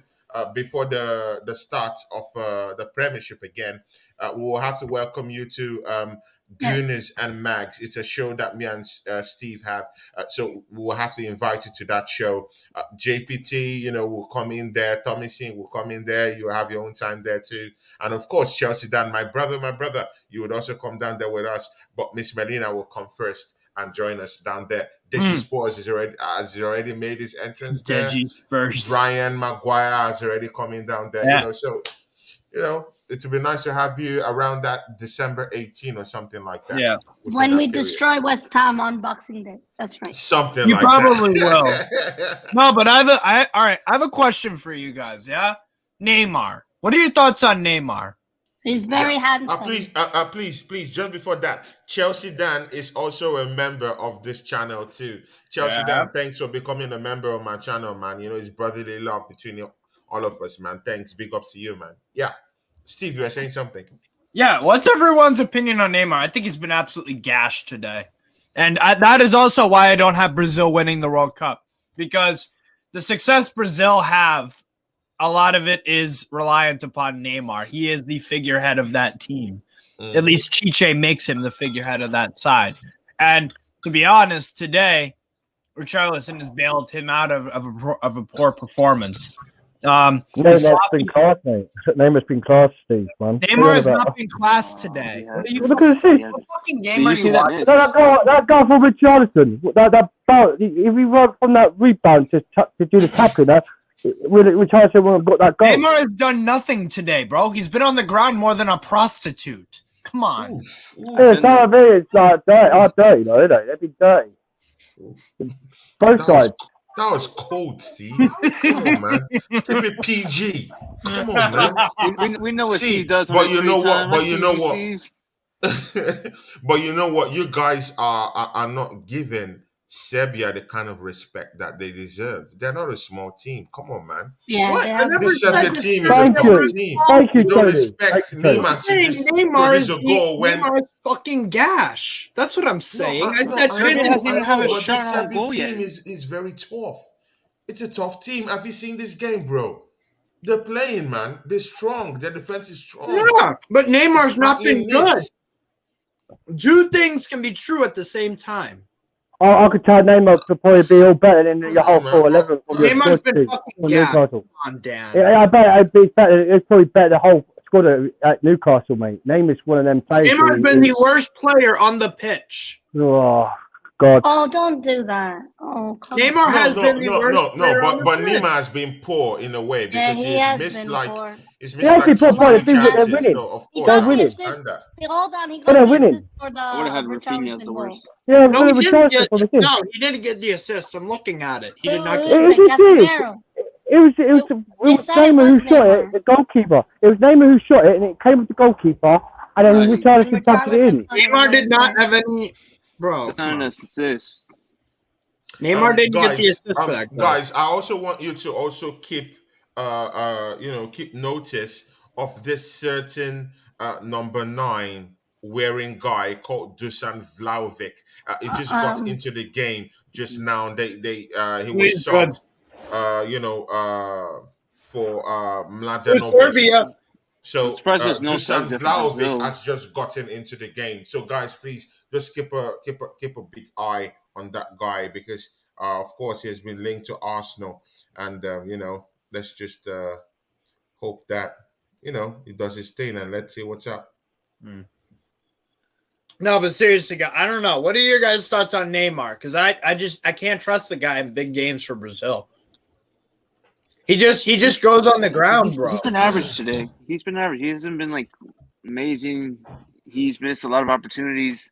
He's given away the ball multiple times and taken shots that were just. He took a terrible off shot, a shot off target. Oh. Yeah. Do you see him coming off then? Huh? Do you see him coming off then? He should. For who? He should, but Chiche won't have the balls to do it. But it's what it is. I'm just surprised he hasn't made any changes so far. Like, he hasn't been convincing enough. A late substitution. It should be it should be too late. on for Neymar if you're going to play Neymar as a 10. Miss Melina, will you take Neymar at Arsenal? Oh, twice on Sundays, Tony, of course. Well, I mean, yeah. He's very good looking, Tony. You have to. Ah, Miss Melina. So you're into that, right? You can't say no to Neymar. Come on. Oh, right. Guys, are you hearing it? Guys, are you hearing Miss Melina? I mean, women, they fancy some footballers. What's new? He's right. We can't. Neymar's quality, man. He's a quality winger. He's a baller. He's a quality winger. He's a baller, right? My Arsenal, man. Worth the but wages, this Dusan Vlahovic guy, I know he's quality, but the agent and him, what they did in January, I don't know if it's true. You know, the rumors came out that the agent didn't even answer our phone calls. The disrespect they put on our football club, whether it's true or not. And what's Fiorentina acting like they don't have money for Lucas? No, he's at Juventus. No, but lady, you have to take it with a pinch of salt. Maybe Arsenal did not even contact these guys. Maybe Arsenal did not even contact and these you know guys. what, Tony? You know what, Tony? I wouldn't doubt our football club not even contact. Can you imagine they were calling the wrong number the whole time?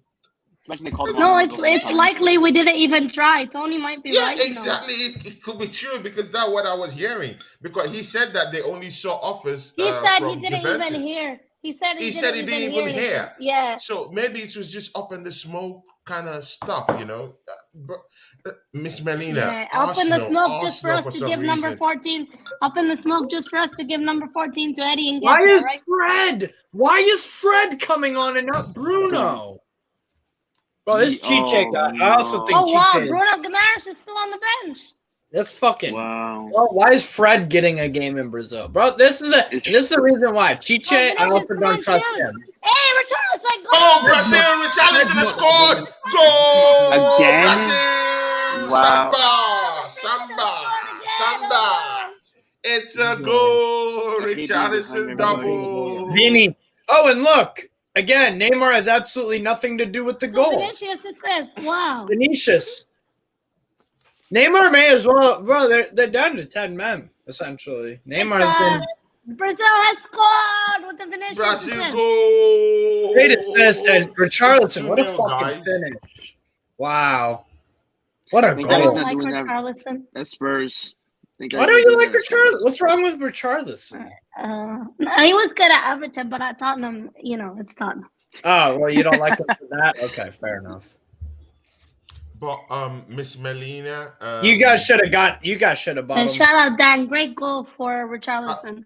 Regardless of the rivalry. Tommy, are you there? Tommy, do you feel kind of Tommy, as an Arsenal fan, as an Arsenal fan, do you feel kind of like a little bit jealous that Richarlison is getting all the goals for Brazil? Do you feel a type of way? Does it strike a nerve? I'm jealous. He's a good. Yeah. I'm jealous. Obviously, he's a good player. He's a quality player on his day, getting all the goals. But fair play to him, man. I can't like say anything. Bro, that guy in the Brazil car looks like he's on coke. He has his shirt off and he's like. There used to be a YouTuber, Vitaly, the YouTuber. He went. Chelsea Dan's talking shit in the comments. Chelsea Dan, where are you, man? Chelsea Dan. He went to the shop. He said internet cut off. He's going to shop and come back. Okay.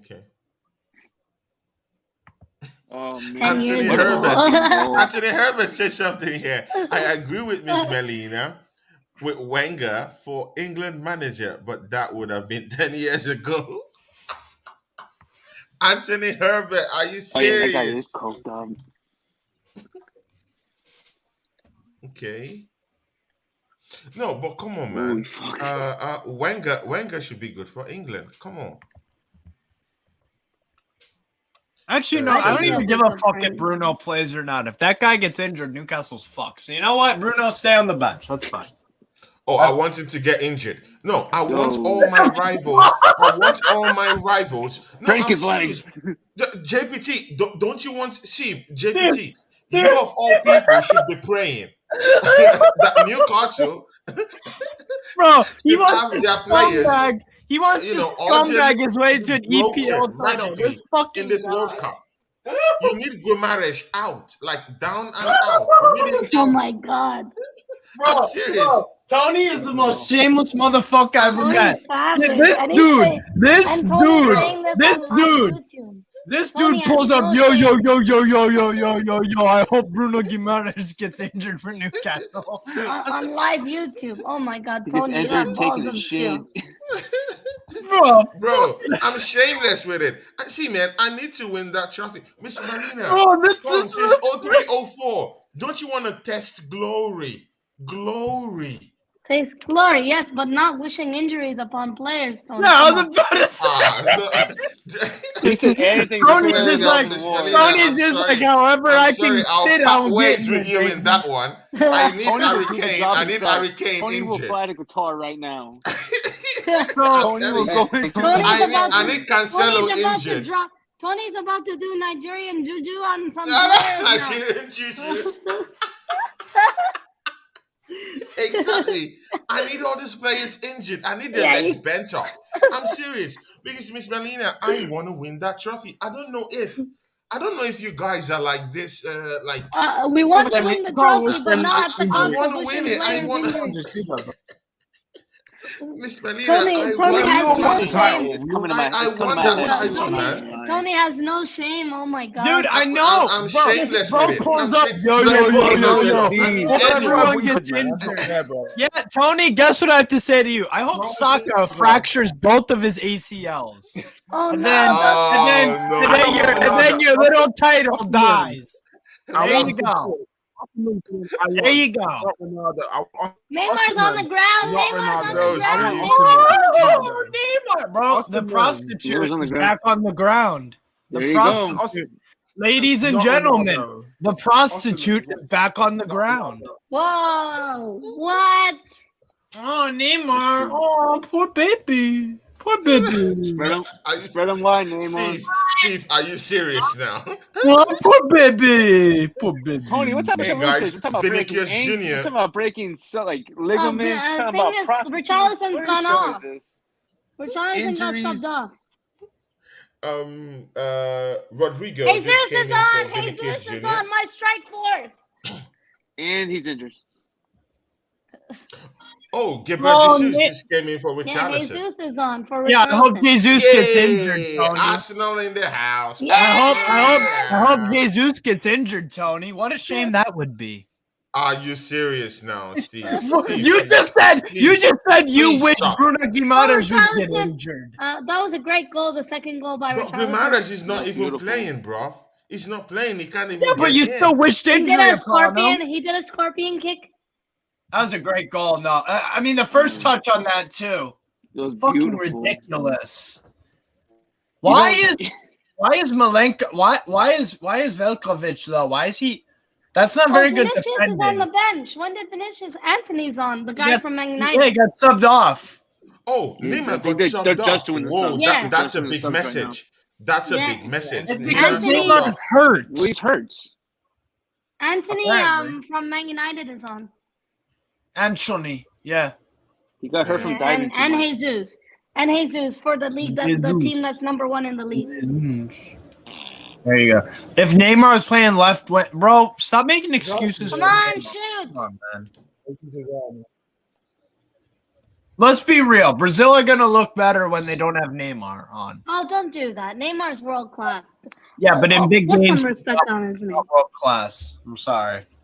If Free he's agent big, come on for. if he's big in, if he's good in big games, I'll give you the Rodrigo's Copa still on America. too. In the Copa America, fine. They beat Peru. Fine, I'll give you that. But other than that, he hasn't won any World They- Cup. they- He's been They, favorites they didn't just beat us. They smacked the shit out of us. out of Peru. Wait, you're a Yeah. Peruvian, JPT? Yeah. Yeah. Aw, What, that was Mexican? Racist? I'm kidding. Oh, No, Tony, I'm gonna get canceled live on your show by JPT. Steve, Talking about the yo-yo prostitution, man gets racism. canceled by Tony is angry talking about Peruvian injuries. man. no lie though. There's a Oh lot of my Latinos that gosh. don't know where Peru is. They didn't even know it was a country. I'm like, Are you serious? I know. swear to. As people were like, Oh my like god. I'm like, oh, I'm Peruvian. Oh, what is that like Middle Eastern? I'm like, What the fuck, bro? Oh, How do people what? not? Oh my god. Bro, those same Middle people would be Eastern, like, "Oh, what? is it Venezuela next to Jamaica?" Oh probably. no. And there's a Oh, lot what? of Yeah. Oh my god, that Brazil nearly scored a fucking worldie. See, Casemiro. they already look. They look so much better without Neymar. I'm telling you right now. This football is seriously No, fucking true. better. No, true. It is I true. think It's true. I'm it allows just them to play more saying even, the I think. facts. Huh? I think it allows them to play like evenly, not just relying on Neymar. It allows them They're to allowed increase to make more. stuff. Oh, that would have been a great goal. Oh my gosh. Yeah, you That's saw why that I think hit the post or Marquinhos. something. Guys, it's the 81st minute already. So man, Yeah, just I'm 10 at more minutes. 81:45. Is I that like all how for it the only games took us to today, the second. Tony? Or is there one more? One more. We're finished. Oh. Yeah. Oh my god. That was Yeah, I'm really nearly a behind y'all. goal. I'm really behind y'all. Yeah, I'm Except at for Tony, I 82 think. now. I just saw the shot. Holy shit. Man, that was nearly a goal. I JPT, do like it's on that. Fox. It's on Yeah, I Fox have it. or ESPN. I'll show what I can. Like, He's on his I'm watching on Peruvian Fox. TV. Exactly. Oh, okay. Steve, you're going to get cancelled. I'm That's paying for per sure. minute. You're going to get cancelled. That's for got sure. Steve, Steve, you just started. Steve, you just started your dial-up. YouTube career. Don't end it so soon. Don't end it Just so soon. started, man. yeah. It's just starting. Would you consider that? Because I've been doing YouTube stuff for about 2 years. Is that starting? 3 years. I didn't know. No, about 3 years. two. About yeah. Oh, like me, I'm on 2 years. Newcastle Fans TV. I've been doing that for about 2 years. Oh, that's really good. Yeah, that's true, Miss Melina. Yeah. I also started on someone else's channel first. You are right though. You are right. I am relatively new because I 2 think years is not new. I mean, if you compare, if you compare it to that Peruvian culture started sinking in, man. JPT on you, bro. It's stringing. We got the Peruvian. I put an inking curse, man. With pins and all that shit. Oh. The Neymar Peruvian curse. We're cooking Thanksgiving downstairs, Good but I got save. to cook you some bad juju right now for Steve. Exactly, man. Hey guys, see, Miss Melina, you know what? These 2 days I've had you on my show, it's a blessing. Guys, see, Steve, this lady has a channel of nearly up to 4.5K, you know. There you go. By the way, Richarlison, I wasn't familiar with your game.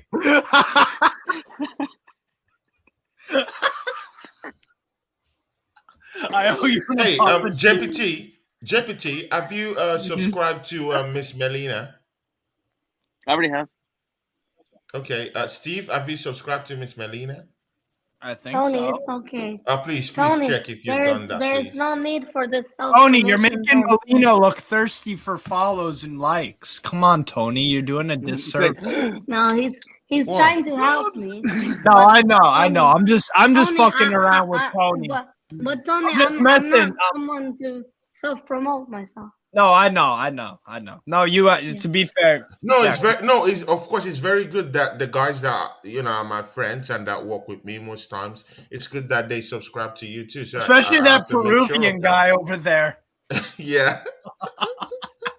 I hit JPT has subscribe like a week subscribed ago. already. It might still be loading though. Yeah, guys, how's this match been for you guys? You sure you're Peruvian? I don't know, man. You sound like a Yank, as Tony would say. I mean, I'm what you call a no sabo kid. So if you know, you know. you know. Tommy C. Tommy, are you there? They brought a Yank to say. He's watching. Tommy, are you still here? He's watching the match. Tony's calling you. Tommy, are you there? Tony's just staring at the TV like. Yeah, just Tommy. out. Oh, there's Tommy. Tommy, what's up, man? The Brazil-Serbia match. What's up? The second half. What have you seen? Brazil. What a finish for that second goal, bro. The way that was a sick goal. That series, bro. That's Brazil. Serbia haven't really done much, but better team. Yeah. Brazil are just have too much for Serbia. Just have too much, and they're my favorite. They're my second favorites to win the World Cup for me. Brazil, they're my second favorite. Who's your first? I think Brazil will win the World Cup. Yeah, Brazil. If Neymar ain't a part of it, sure. But Neymar hasn't been trusted. I don't think we'll win it. For England, I don't think we'll win it because I don't rate Southgate and he's not a good manager anyway. So he would play too defensive against Brazil. Germany are not winning it for me. They're not winning. Germany are shit. Spain have no attack. I'm not sure of Spain, guys, even though guys. I want you guys to be very, very careful about these teams. I want you guys to be very, very careful about these teams. Yeah, like Saudi Arabia. Come on, don't underrate my boys. Come on. I want you guys to be very careful with teams that have been winning 5, 7, 6. Oh, let me mute Steve. He's talking when I'm talking. He's talking when I'm talking. It's dictatorship over here. Yeah, man.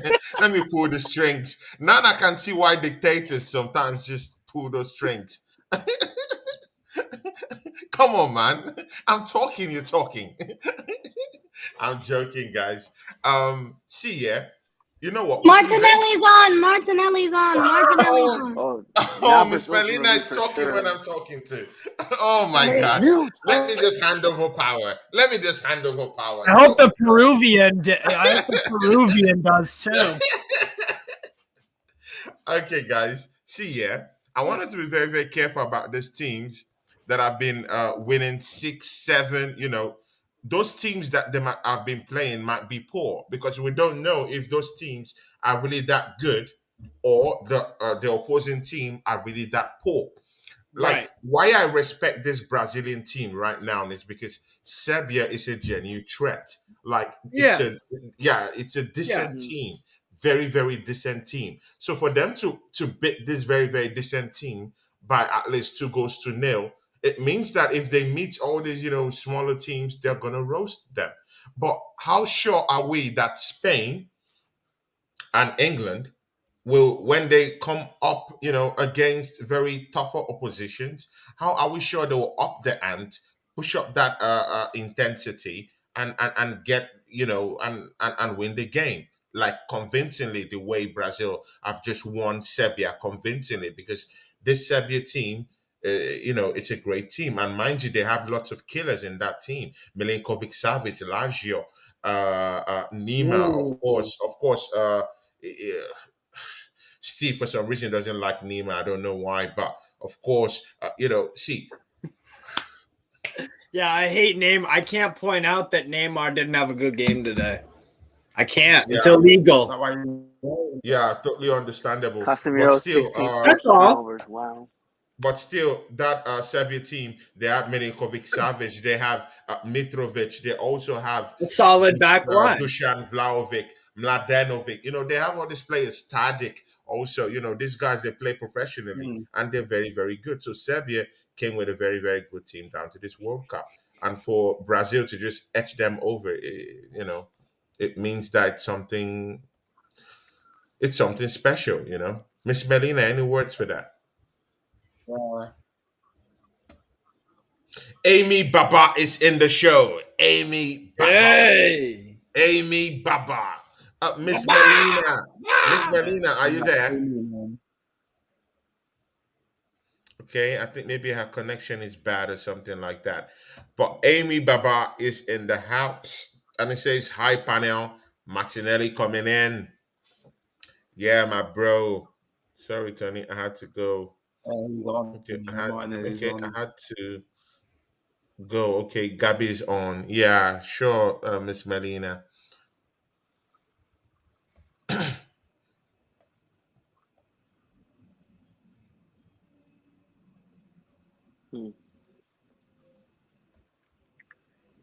JPT. Mm-hmm. The Peruvian. What can you say about this game, man?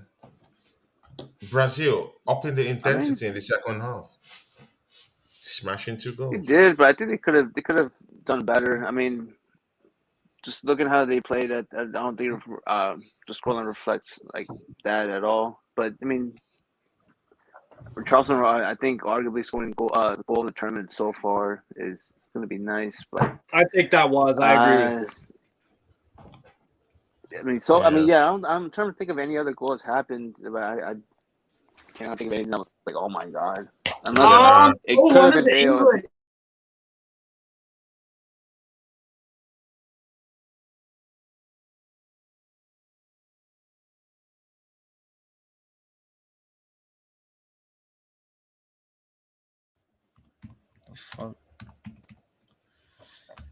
Yeah, guys. Yeah, guys. Can you hear me? Yeah. Yeah, I can hear you, bro. Yeah. So, Steve, you were saying something about this game. So, what's up? I was just saying, yeah, no, Brazil have fully dominated the game, but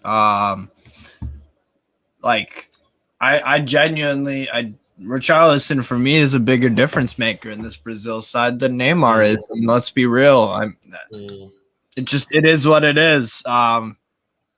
Neymar needs to stop. The thing is, one thing in football that's very important is to take care of the ball. Whoever you are on the field, whether you're a goalkeeper, whether you're a forward, take care of the ball. Don't give turnovers. Execute. Just do the simple things right. Neymar didn't even do the simple things right today. He was actually a hindrance on the side, not a benefit or a beneficiary of anything. So that's the problem, and because Neymar, he has incredible ability. No one can deny that, but he needs to actually step up.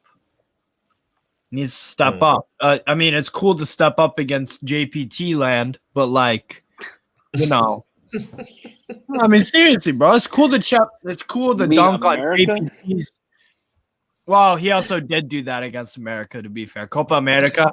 Didn't we play Brazil? Did we? Copa America 2019?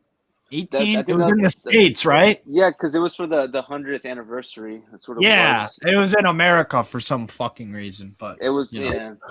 We played Brazil at, we did. And I think Neymar scored in that game. But, okay, so JPT actually got dunked on twice on 2 individual occasions. So it's cool that Neymar did that. I'll give you the Copa America win, whatever. But this is the World Cup, all right? Yeah. And Neymar has been favorites with Brazil this year, 2018 also, right? They were up there in terms of favorites, probably top 3 easily. Yeah.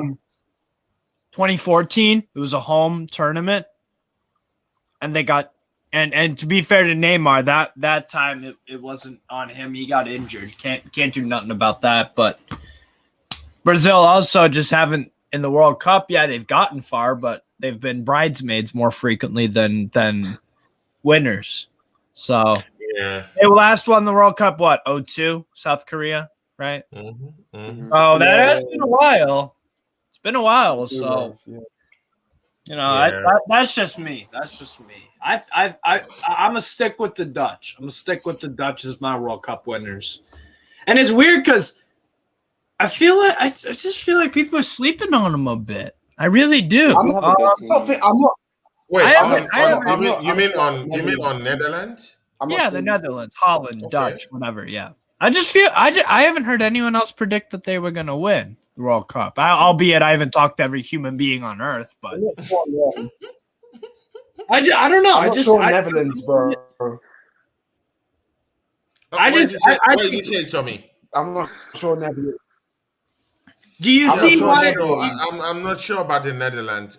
Do you see why? I really think that if they come up against this set opposition, they will capitalize. They will capitalize. Really? We got Memphis Depay, mate. Memphis Depay and got a great goal scorer. You can't take that away. Yeah, they got Bergwijn as well. Bergwijn's not even that. Bergwijn, Gakpo. Bergwijn is okay. Really? And Gakpo, come on, man. Ultimately, guys, no one trusts their Gakpo. defense is amazing. I love their defense. Yes, exactly, JPT, and that's crucial to winning a tournament. They're not winning. The one thing that gets me is that I don't know who the goalkeeper is because I mean, to be fair, that's what the Dutch are. It's like they have Bilio, Remo Pasveer, and I thought Pasveer was going to be the starting one. I thought he was too. Bilio should be the starter. Justin Bilio should be the starter, but for some reason Van Gaal doesn't want it. Whatever. I don't give a fuck. I hate the Dutch, so I mean, it is what it is. Man, see, do you know why this Dutch Brazilian team? See, guys, do you know why this Brazilian team will really win this tournament? Like, just look at this game, for example. Just like, you get 2 goals, and then the management, the squad depth. Look at the game management. They're just passing the ball everywhere. Like, they just tiki-taka the ball from the defense to the midfield and back to the defense again. Easily. Like, Serbia are not even, the Serbians aren't even touching the ball.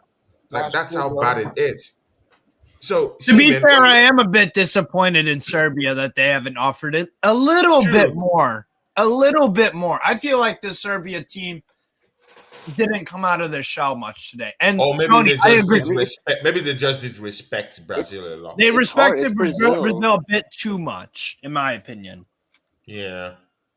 Deputy, do you agree to that? To what Steve just said? Yeah, because I don't think this is a good like the actual Serbia you would expect to see. Like I think the next, I want to see what they play. The next 2 games are, but they're going to play much better than this.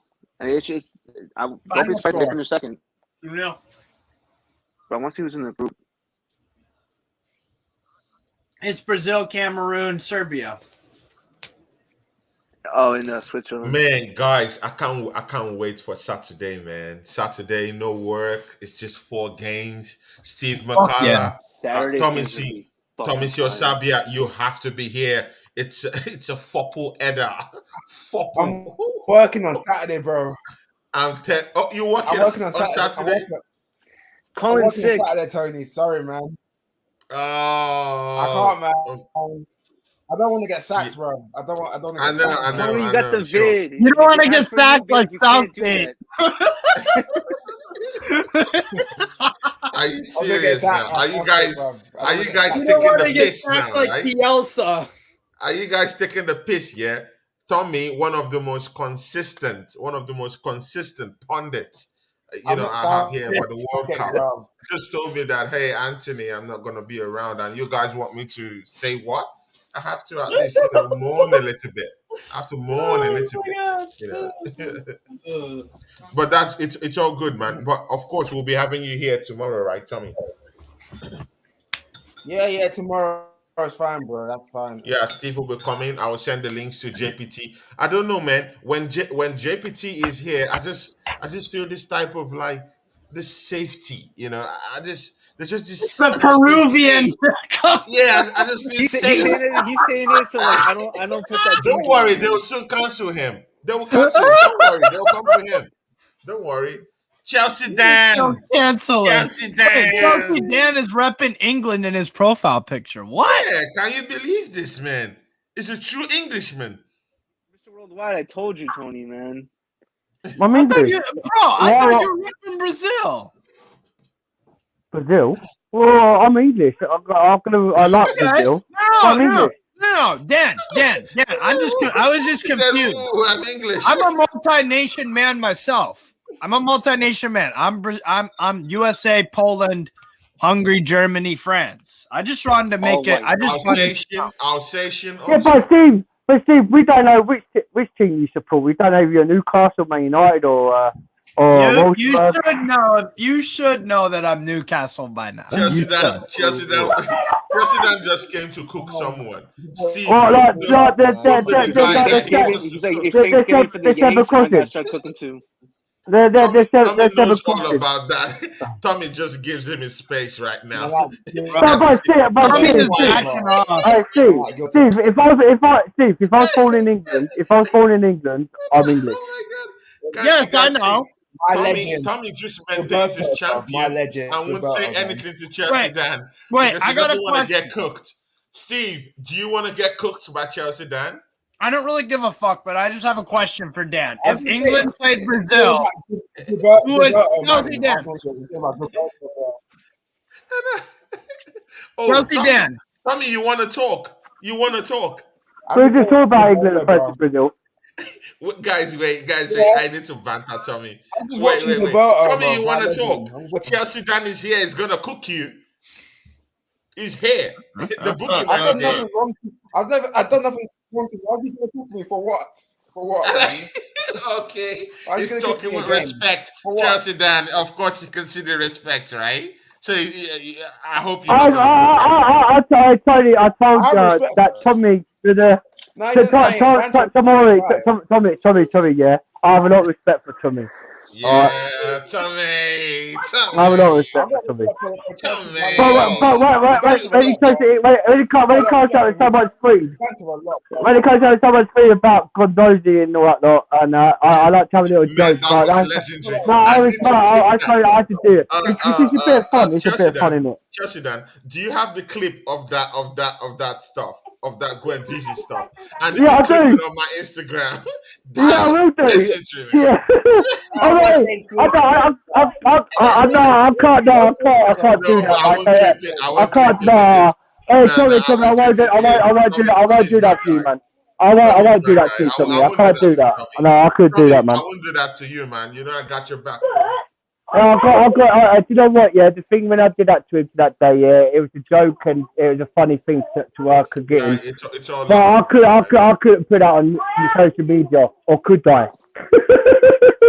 Am I like that, or am I not? No, I'm very joking, Tommy. I couldn't do that to you, mate. I couldn't do that to you. I couldn't do that to you, bro. Tony, and you know how he talks, with this Cockney accent, and he's like, Tony. Gwendisi, and Chelsea that was like, yeah, Gwendisi, yeah. and then Chelsea that now hit him with a 1-2 combo. Oh my God, man, that's the clip of the year, man. I need to bring that back, but it's all past, man. Hey, Chelsea of the year. Chelsea Dan, how do you see Brazil moving forward in this World Cup, and what do you think? That question is also for Tommy also. So after Chelsea Dan, Tommy will follow up before we close the show. I missed the second goal for going to the shops because I needed to go get some cigarettes. Mm-hmm. But you're in for a good one. But. It looked like it was a good goal. Brazil's going to win the World Cup, mate. I'm telling you. And the question for Steve, if it comes to Steve, after the question about if it looked like we just talked about 10 minutes ago on the phone to my brother-in-law and Dills.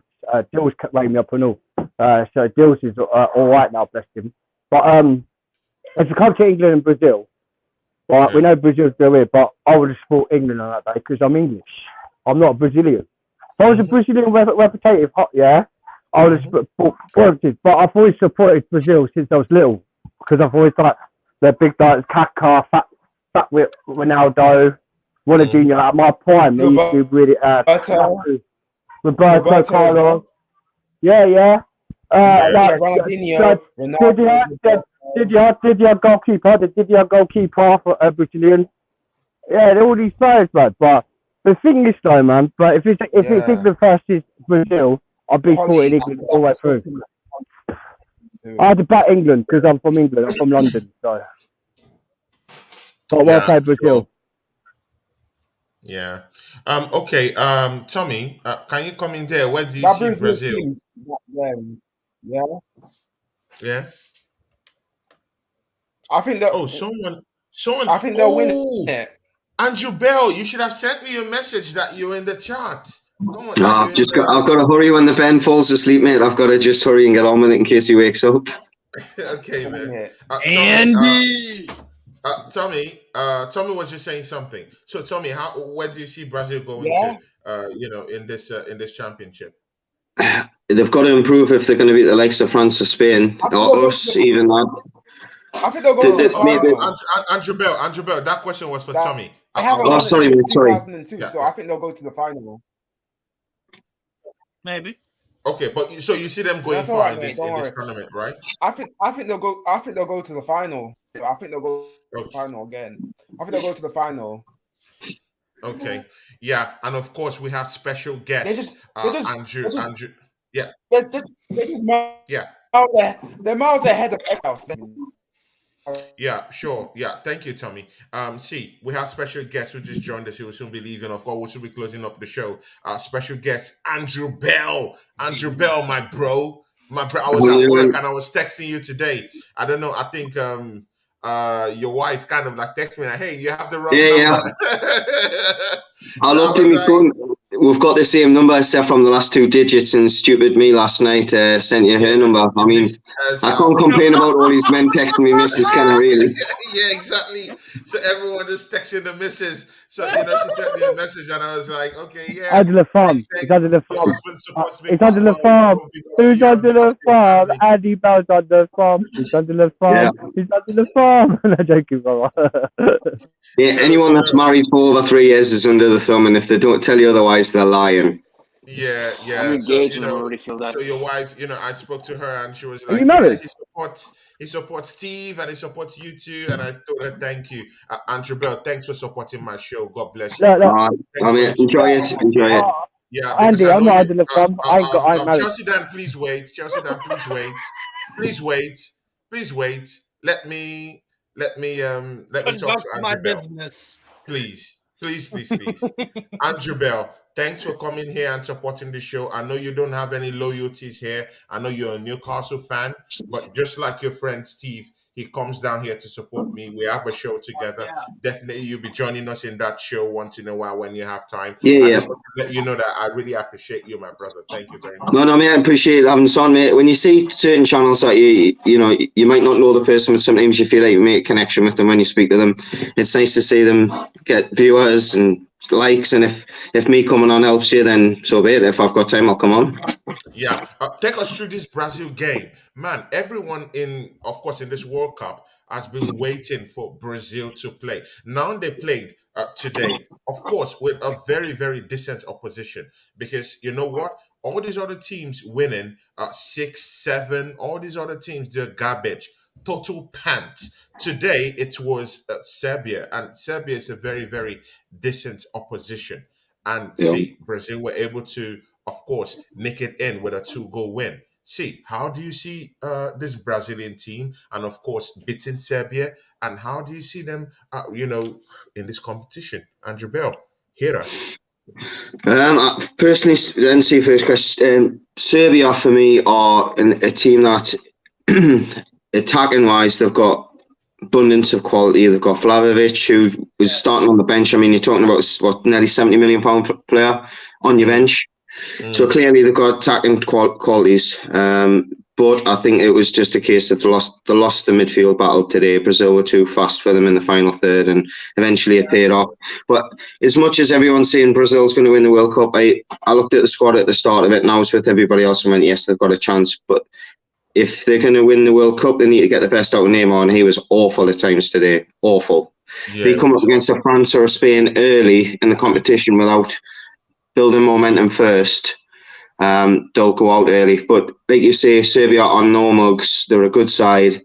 But I think they just played a little bit negative. When they kept it tight up to, say, 60 minutes, I think they try to see it out rather than having a go. Yeah. Yeah. Steve, do you back your man up in this? Pretty much. I think what the concerning thing is for Brazil is that they looked so much better when Neymar got off the pitch. It's no denying that. I mean, I know they scored with one of them on it, but he wasn't involved in the goal really that heavily, either of the goals. So, I mean, I think Neymar really, he has to realize that this is probably the last opportunity in his prime with everyone else in the Brazil squad at such a high level in their careers, this don't come around often. There is a reason why it's been 20 years since Brazil won a World Cup. So, dude, did you see where Neymar was playing, though? Playing centre mid, not his main position. So you can't give Neymar his doubt. He ain't a centre mid. No, he's playing attacking mid. 4-2-3-1. No, yeah, but he's not a midfielder. He's playing the left. Yeah, like he's an attacking mid in the hole. I think regardless of the position, you wouldn't expect him to give the ball away as often as he did. Let's be honest. Yeah, you can't give away the ball. And that's the thing I was talking about, Tony. It don't matter what position you play on the field. If you turn over the ball, me and Andy slate ASM constantly for giving away the ball. So yeah, JPT, do you think Neymar will come good as the competition goes forward, or do you think? I think he's gonna be too like, where do you stand with this Neymar talk? The manager's probably gonna rely on him too much, and it's gonna hinder what they can really do. Like how Steve said, like once Neymar got off the field, they looked better, and it allowed them to like play as they want. They don't have to rely solely on one player like that much. Yeah. So once they do that, you can compare it a little bit to I could be wrong, but when they took off Ronaldo, the team looked much better. So even if Neymar is on the field, off the field, it all depends on the manager if he's gonna have the balls to, we're not gonna exactly. We're not gonna rely too much on you. You might be a sub. You're still getting their playing time. Just don't be a Ronaldo. That's it. If you play bad, the manager. What about Portugal? What he did at Portugal today? Got the penalty for his country. Yeah, and also scored the penalty. That was a better call. But either way, I'm just saying like the team as a whole played better once he was off. The shape looked a lot better, didn't it? They looked more fluent in what they were doing. They could have had a couple more really last few minutes, couldn't they? Yeah, I don't get how they didn't equalise to make it 3-3. That other team, man, with it took the ball off the goalkeeper and he struggled down. Ronaldo's first one. Alright, they could have made it 3-3 at the end. I don't think Portugal's good enough for this World Cup. I can't see it happening, man. I can't see it getting far. Okay, guys. Yeah, see that Portugal game, guys. What do you think? Each and every one of you have to talk about that Portugal game. I'll start from you, Tommy. What a game! Tommy, are you there? Tommy is not there. Okay. Give him 5 minutes. Okay, Tommy. I'm here. Yeah, Tommy, please take us through that Portugal game. Take us through that Portugal game and what you thought about that game and how you see Ronaldo fitting into that picture and how you saw the game generally today. I thought Portugal was better. Portugal, they moved the ball really quickly. They didn't really offer. Ghana did okay, but Portugal were just the better team and often more of a threat as well. And João Felix was amazing. Obviously, Ronaldo scored the penalty, but he did nothing. He slows the game down. I told you, Tony, he's finished, bro. He's just not what he was. Yeah. Without him, he won the penalty for him. How could you say he didn't do nothing? Fernandes. No, but off that. That's for me. Chelsea, Dan, you don't want to have this argument again. Seriously. I've left it for them. One thing we can say about the Portuguese and the Brazilians got something in common. As soon as they get touched, they throw themselves to the ground. I'm not a fan of Bruno. Yeah, we'll come to that too. Yeah, Tommy, finish up. Bruno dominated the game. Obviously, he turned up today. I thought Bruno played well today as well. So I thought Portugal was a better team and deserved it. But Ghana gave it their all, but Portugal were just miles better than them. Yeah. And they all having that impact as soon as they came on. Andrew Bell, take us through that Portugal game. Take us through that Portugal game, and after you, JPT, Chelsea, Dan, then Steve. Okay, yeah, Andrew Bell, hit us with that Portugal Ghana game. What you thought about it? I think I messaged you at the time. I felt for the Ghanaians. I thought the penalty was an absolute joke. The guy, as much as of a legend that he is, for me, should have been booked for people. I've seen 4 replays and I still don't think it's a penalty. If anyone disagrees, please tell us. But I for the bar not even to look at it. Tells me all I need to know. And for the rest of the game, the tone was set early on the game. As soon as Ghana got physical with Portugal, all they were doing was just falling into players, falling on the floor, pretending to be elbowed in the throat, and it was. Do you know what it is? It's hard to watch. It's spoiling the game, and Brazil did exactly the same. Neymar did more rolls than my dog when I'm tickling his belly. I mean, it's just a joke.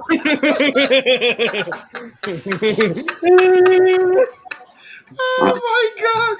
See, guys, I have a Chelsea legend down here with us. He's a big hitter. The big hit himself.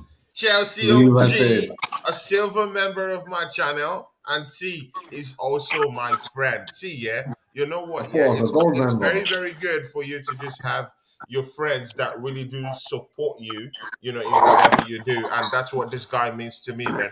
Chelsea OG, big ups to you, my guy, and you're welcome to the show. Lee, I don't know you, brother, but you have to introduce yourself in. Hi.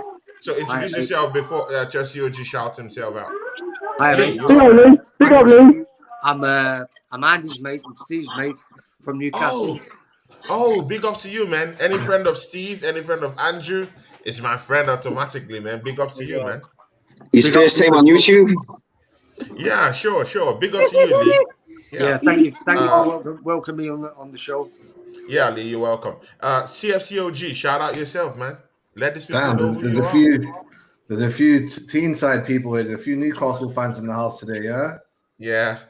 I'm Newcastle friendly. I think they will win top 4 this season. They will get into that top 4 this season. So, all Newcastle fans are my friends, It does seem like every club's becoming rich these days. Even Man United is going to become richer. Liverpool's going to get new owners as well. Everyone's becoming richer, isn't it? I'm telling you, man. Arsenal's missing. Lee, you're welcome to the show. Please take us through this Brazilian team and what you thought about this game today, and where you see this Brazilian team going forward. How you see them, how they set up their main striker Neymar. Just take us through what you thought about the game. Well, I just thought during the game, Brazil done fantastic. I think the midfield was the stalwart of the team. Every time it come into midfield, the strikers pulled back, the defenders pushed forward, and Serbia just didn't stand a chance. They couldn't get forward at all. I just thought Brazil were just class. And when they, if you hold your knuckle, if you hold your knuckle, and Brazil, it just sprang open when Brazil got that ball. It just sprang open, and Brazil just went left to right, and the ball it was just fantastic to watch. Really good. Yeah, really good. Yeah, but do you think Serbia was poor today? I do, because I don't think they had any kind of like like expression or. Milinkovic Savic up on the wing instead of midfield. Sorry to butt in. I just wanted to add. No. The fact that Milinkovic Savic for Lazio, he plays as an 8, and the fact that he was playing off the wing, it made no sense to me. That was the problem. Let's get on to Bruno, your Newcastle player. They didn't play him today. Why? He didn't play. He didn't play Saving him for the big games. They should have put him on, man. They should have. Yeah. Okay. That's probably right. CFCOG, please come in, man. Make a big shout about this Brazilian game today. What do you think? Are they your favorites to win the championship this year? No, this team is good, man. I honestly, every time I'm scared about Brazil is when they're the nail. Usually there's a hammer giving it, but sometimes they're the nail. But when people like it was a wise decision to not include Arsenal's Gabriel. They took Gabriel Jesus, not Gabriel, because Thiago Silva, he's just a general at this age and at this gameplay. Yeah, Marquinhos, it's just that they look too solid, man. Honestly, I can't see them being beaten like they were before 7-1, 6-1. Even on a bad day, they'll concede only 1 or 2 goals because their defense is just, as I say, OG, the original the experience, the older, known the young. Brazil has always been known for rubbish defense, but for the first time in history, they actually have a good defense with a good attack and a good midfield, and they have the best bench in the tournament as well. So they're one of their favorites, man. True. I totally agree. See, yeah, you know what? Yeah, Chelsea Dan, I want you to come in here. Look into that Portugal game. Yeah, Portugal didn't look comfortable in that first half, but in the second half they turned up the intensity. They got 3 goals, but again they were leaking goals at the back. What do you think about that game, defensively and in terms of attacking play? With the defense with Portugal, they didn't look like they were really strong at the back. Like I said, that last minute of the game where the other team could have scored to make equalise to make it 3-3. How he never bared that, I just don't know. If that was like Ronaldo or Messi or Martinez or anyone from any different other country, they would have scored that straight. Like Harry Kane could have finished that off. But they don't look like their midfielders a bit. Apart from one of them, like Fernandes, he's good, but you've got apart from the others, the midfielders, they were like weakened. But you got the best they've got the best force up front. You've got the Rafael Leao, who is coming to Chelsea next season. Yeah, he's quality out of this world, mate. That's what I mean. Newcastle, mate. Watch out for this Leo, mate, because when he comes, mate, he's destroying. Trust me. and Arsenal. And Culture, mate. Oh, mate, you could offer us beating us 1-0 this season because we've been shy, but come on, man, next season, mate. Yeah, should start every game, man. Forget. He should do, mate. Over Ronaldo all day long, man. But Ronaldo got the penalty for him, so you can't miss them. He got a penalty for him and scored the penalty. And scored the penalty. Yeah. So you can't hesitate. Ronaldo really plays for his country. He plays good. Is anybody else's opinion that he dived, or is it just me? Yeah, he dived, man. I'm saying he dived. Yeah. Andrew Bell, don't tell me you hate Ronaldo. Come on. No, I'm not saying I hate him, mate. In my opinion, he's the greatest player that's ever walked the He spaced the shit out of me. Was it actually a dive, Andy? Was it actually a dive then? I didn't really watch the game, but it looked like he won the penny. But if it was a dive, then yeah, that's. If I got that much of a reaction touching my lass that gently, I'd be worried. Put it that way. Oh, I've got to watch the replay. If it's a dive, then it's no penny for me, man. Because if he dives, he's left his foot trailing, caught the ankle of the player, and then just went over. He was actually going over before the player got in front of him. Yeah, but Tony. The most thing, with Portugal, they've got good subs on the bench and all. Yeah. If they get their youth squad out and that bench, for Portugal, like they've got youngsters in there who are really quality, have got quality players in that sub bench. Put them on, let them play with the bigger lads. I tell you, you'll see a different Portugal side. But this midfield, the 2 midfielders and the defence are shocking from it. But like we always see Portugal do that, and then 10 minutes down the line, innit, OG, and everyone like Portugal will go to like the next level and qualify for the World Cup. They always do it. They always seem to lose their worried more like about like Todd Bowley was there. I was like, oh no, he's watching. I mean, I thought we dodged the Ronaldo bullet, but it seems like he might come Chelsea if he keeps scoring. How about Newcastle? Newcastle also slightly linked with him. Fabrizio shot it down. Yeah, they're linked with him.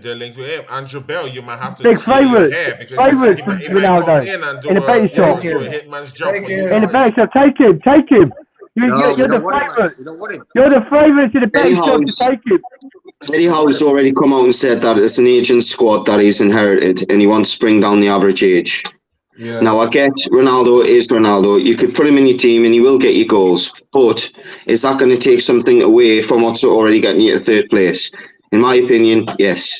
So, on that, you've got Isaac to come back. We've just forked out 60-odd million on him. I really can't see we're investing another 20 million in wages on Ronaldo for an 18-month period. I really don't. If it happens, it happens. I'm sure he'll bring experience to the squad and a winning mentality. That's probably the main thing that I would say that would be a good thing. But if you said to Ronaldo, you're going to come to my club and you're not going to be a starter, he might nod his head at first. But after 6 weeks and he's not starting, the same thing's going to happen at what happened at Man United. So what is the point? Can I add to that? Lee, I'll bring you in here. You got a striker from Real Sociedad for about 65-70 million pounds plus add-ons in Isaac, who plays for Real Sociedad, in Spain, and he came down to Newcastle. Yeah, he had quite a decent play. He scored a few goals, I think, either 1 or 2 goals for Newcastle the season before. He got injured this season. But you know what? Now your club is now linked to Ronaldo. Right now, you as a person, I'm not talking of what the general idea is about what Newcastle fans think. I'm talking of you, Lee, as a Newcastle fan yourself, your thinking, your opinion. Do you want a Ronaldo to come and do a job for you guys and get off the club? He's not a club legend. Can he come there and give you guys top 4 and you tell him get off? It could come, but I don't know what positivity you would have in the team. I think the team have got great positivity in the team at the moment. I think they've got a big togetherness about them. And people have said, yeah, he would give so much influence to the younger players, but I don't think that he would, because Ronaldo is interested in only Ronaldo. So for me, I don't think there's any positivity in bringing him into the club at all. I think it'd be second starters to Wilson. I don't think it'd be a start. I think it'd be coming off the bench, which I don't think he'd be happy about. So I don't think it would work at all for him, and I don't think it would work for Newcastle United. So for me, it's a big no-no. Yeah, it's a big no-no. It's a big no-no because you guys are scoring for fun. Wilson is scoring. What's this guy's name? The Paraguayan guy. Nunes. Almiron, sorry. Almiron is scoring goals this season. 8 goals. 8 goals this season, my brother. Bro. It's funny, Tony.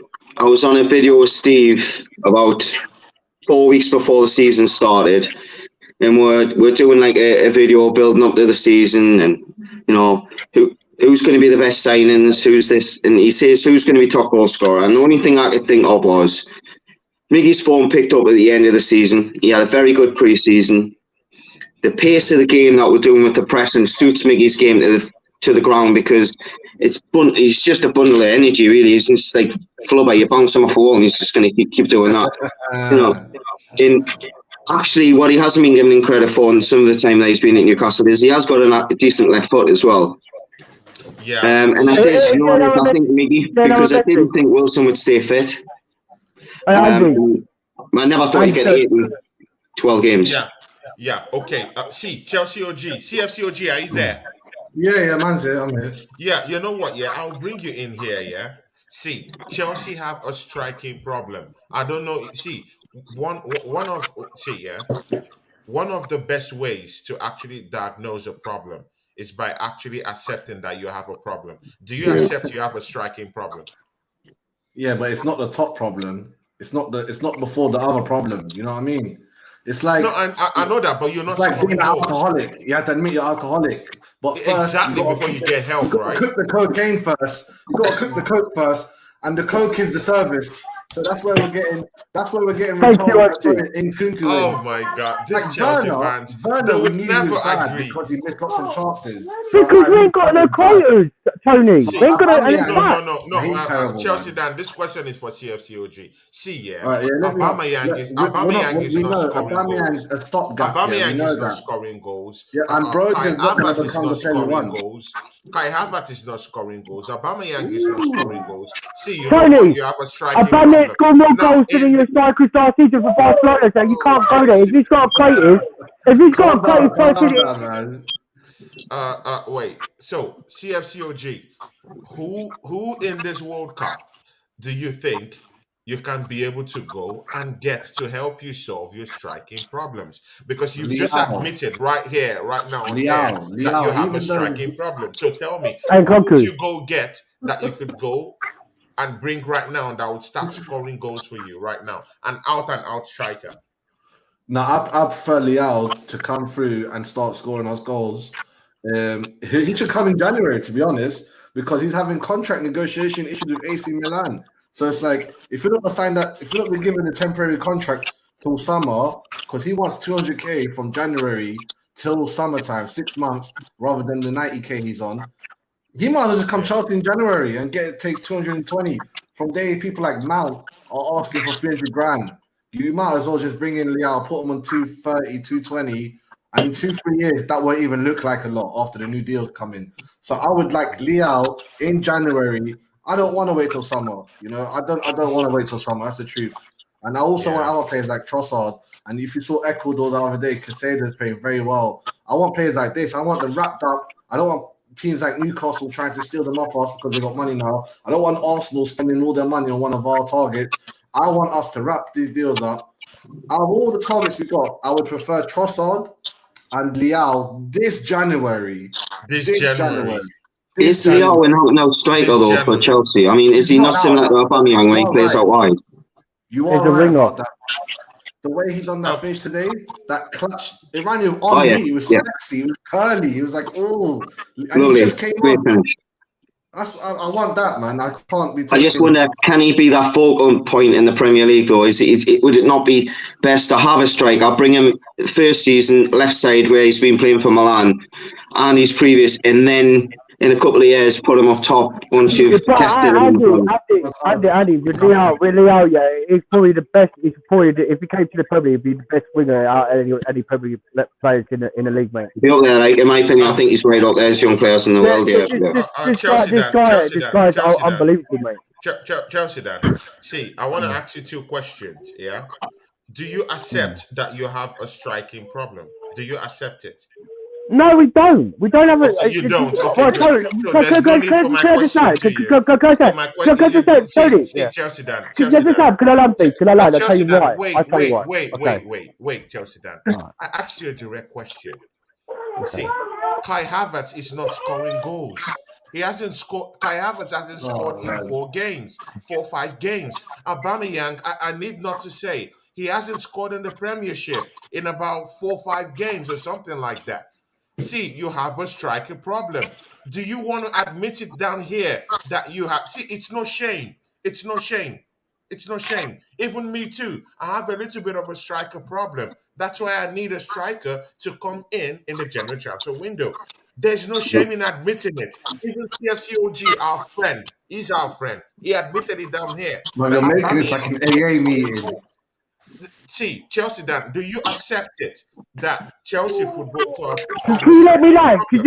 And I'll tell you why. I don't want this waffling and all this. No. Let me know, this is what I love about Arsenal and Newcastle fight. When you come to be a European, like the players what we got in our cup, who've actually won us the World Cup, the Cup Winners' Cup, and the Super Cup, come back to us because of the day. Kai Havertz, yeah, he's had a poor one this season, yeah. He's not a striker. He plays behind the strikers behind. He's a cam.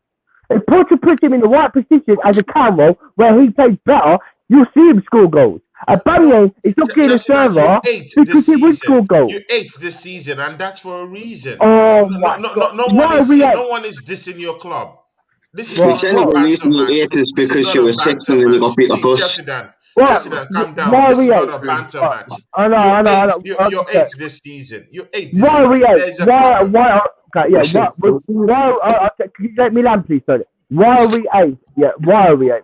Because, like you say, Rio Ferdinand said that in our first team. If Reece James was there, we would have lost to Newcastle. If the Kante was there, we would have lost to Arsenal. If the other teams other midfielders, we would have lost that our first team.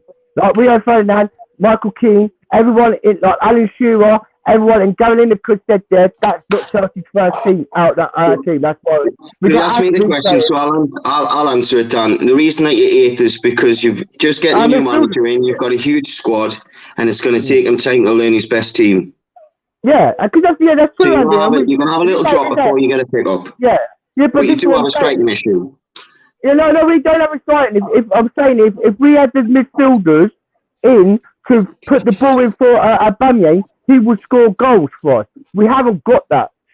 Yeah, but you haven't got the system to fit Aubameyang yet. That's what I'm trying to say. You need to give part time. Yeah, but Do you guys Potter remember? When Newcastle used to be Injury FC. Do you guys remember that like a decade ago? Oh yeah, Injury FC all the time. Players all the time. Yeah. And now it's us.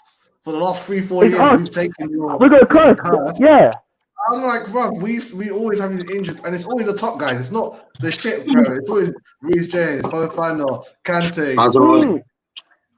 I think, mate, you're seventh. You're eighth because you're not. And we got a game in hand. And we got a game in hand. And we got a game in hand, Lee. We got a game in hand. And if we win that game, you're only like a point away from us, mate. There's no doubt there's more to come from Chelsea this season, in my opinion. Once Billy Potter, shout out Billy Potter, lads, me mate. Graham Potter gets his squad sorted. I think that you'll still climb the league, but you've got to find the right system before you look at strikers. There's no point. And Kuku's not a striker, so he's not going to solve the striker problem. He's not a striker, mate. He's not now a striker. Look at the goals Lampard scored, but he wasn't a goal. He wasn't a striker, was he? Yeah, he's known guys, wait. When I asked you CFCOG, That's true, Andy. CFCOG, when I asked you, about a striker coming into your club, you said Nkunku, and now Andrew Bell. I said Liao. No, but you mentioned Nkunku also. Yeah, of course. I want Liao, Trossard, and then Nkunku in summer. But I want Liao and Trossard in January. That's what he said. He did say that. It was Dan that mentioned Nkunku was in. Nkunku, I said it was Nkunku. Chelsea, which striker makes it up for you this January? This January, like I say, get Leo in for the wing. Yeah, get Trossard in. And then possibly if we could get this one player, right? If we could get this player, and Nkunku, like we're saying, again in January. Right, it's definitely coming in January, but we've now found out it's coming in after the summer. And Nkunku, Real, and with all that team, next season will be a fighting force. But the thing is, Aubameyang will score more goals if we got these players in now. Because if Nkunku was playing by Aubameyang, Leo on the side on the wing, then Trossard on the other side, Aubameyang will get the service. Sterling, he'll get the service. What Aubameyang needs to get, and he will score goals. Broja, I don't rate Broja. So is that Nkunku playing in attacking midfield role, not a striker role? Can I just check that, Dan? No, but he can play as a striker, he can play as a centre forward, and he can play as a cam in between the. I was just fishing, mate. It was just a joke. But with Timo Werner, he's playing a ring as a RP Leipzig, and he's banging goals for that, But Nkunku playing as a striker, and he scored goals against Real Madrid. He's done it against all big top players, and he's one of the class players. Nkunku is a big player. And then he's a striker. He's like another Didier Drogba. Every time I say that, he was injured. Mind you, he was injured for the World Cup. He might be coming with a different mindset in January. I don't know. I'm just putting that out there. You know what? Let's get into this Newcastle. If he was in the front, Chelsea fans, he would have won it. Tony, on that subject, just 2 seconds, mate. Sorry if you don't mind the saying. Benzema and Kuku are missing for France. Can you imagine if them two were in the French team? And Kane and Pogba. And if they were in it, mate, they're the France would have won it. They're the France would have won it. If Nkunku and Benzema, Kante and Pogba, even though Pogba's not been all that. Kante'll come back. But I said it. No, sorry, Tony, I didn't mean to interrupt you, mate. I just wanted to. No problem. You're free to, bro. I'm hearing that Karim Benzema wants to leave Real Madrid. I'm sensing something that Chelsea might be doing. Newcastle pull some trick over our eyes, but you know what? We'll leave that for January. You know what? I want to come in. Let's just leave that news for now. Let's just leave that. What do you say, Benzema? What do you say, Benzema, G? But you know what? Let's come into this Newcastle. Sorry. Would you not take Benzema at Chelsea Football Club? CFCOG direct. I don't know, man. It's like signing Torres, because we'll be signing him as his power is leaving him. So everyone will blame Chelsea for making rubbish. Really, he just came to Chelsea at the wrong time. So I'd rather he just finish up Madrid this last season and call it a day because he's now becoming injury prone as well. Once he becomes injured, Pick up, bro. I totally understand that. You know what? Let's go into this Newcastle stuff going round. You know, everyone disrespecting them, saying that hey, they don't have the metal that come end game of the season that they would flop, and you know they will have this drop in this season. You know what? Yeah, CFCOG, you will have your say on that because I really need your insight on that. Chelsea Dan, you will, but I'll come to you, Lee, right now. See, yeah, your club has been disrespected out there. You know, there's this notion that your club is will bottle it at the end of the day. This is quite new to you guys, of course. This top four fight that you guys don't have the metal and you don't have the the character to be able to back it up. Do you think that these other podcasters and these doubters are right? Absolutely not. Well, you start the season because we finished in middle part of the table last season, but before that we were nearly relegated. So, and then coming into the new season, we didn't know what was going to happen, and then everyone was going, "Well, we'll finish mid-table," but then we've just exceeded everyone's expectations. So I just think that we're just riding massively high. I think Eddie Howe's doing a great job, and all the podcasters are just losing their shit because we're just massively doing really well. You know, doing really well, right? Yeah, definitely. Replacing Chelsea in that top four too. Yeah, but Tony. Chelsea, let him finish. Let him land. Let him land. No. Chelsea, Dan, let him land. You will have your say, Chelsea, Dan. You will have your say. Yeah, I know you will have your say. Lee, finish up what you were saying, please. Yeah, so I think we'll finish. I mean, I was starting the season. I think we'll finish. I said at the start of the season, I think we'll finish 5th. Now it was 3rd, but now I think we can challenge. And I think Chelsea will probably be about 8th. So Arsenal, I think, will be about 2nd. He's just literally went like that, hasn't he? He says, let Lee land. Let Lee land. Not anymore. Let Lee land. Talking waffle, mate. Talking waffle. Don't you see we saw the Champions League in 116? You're not even into it. You're not even into it. You're not even in the Champions League, so you've got your chance to be top 4. Danny's winding you up. Calm down, mate. Fucking waffle. It's waffles. Lee, he does that every time. Don't mind. Oh, no, I don't. I'm listening to this. Yeah. Lee, complete what you were saying. Could I just add on what Lee was saying there? Sorry, dead quickly, Tony. One thing people are saying is Newcastle's not in the position, they haven't been in the position of challenging or anything. They'll crumble under the pressure, etc., etc. I still believe that the only thing that'll,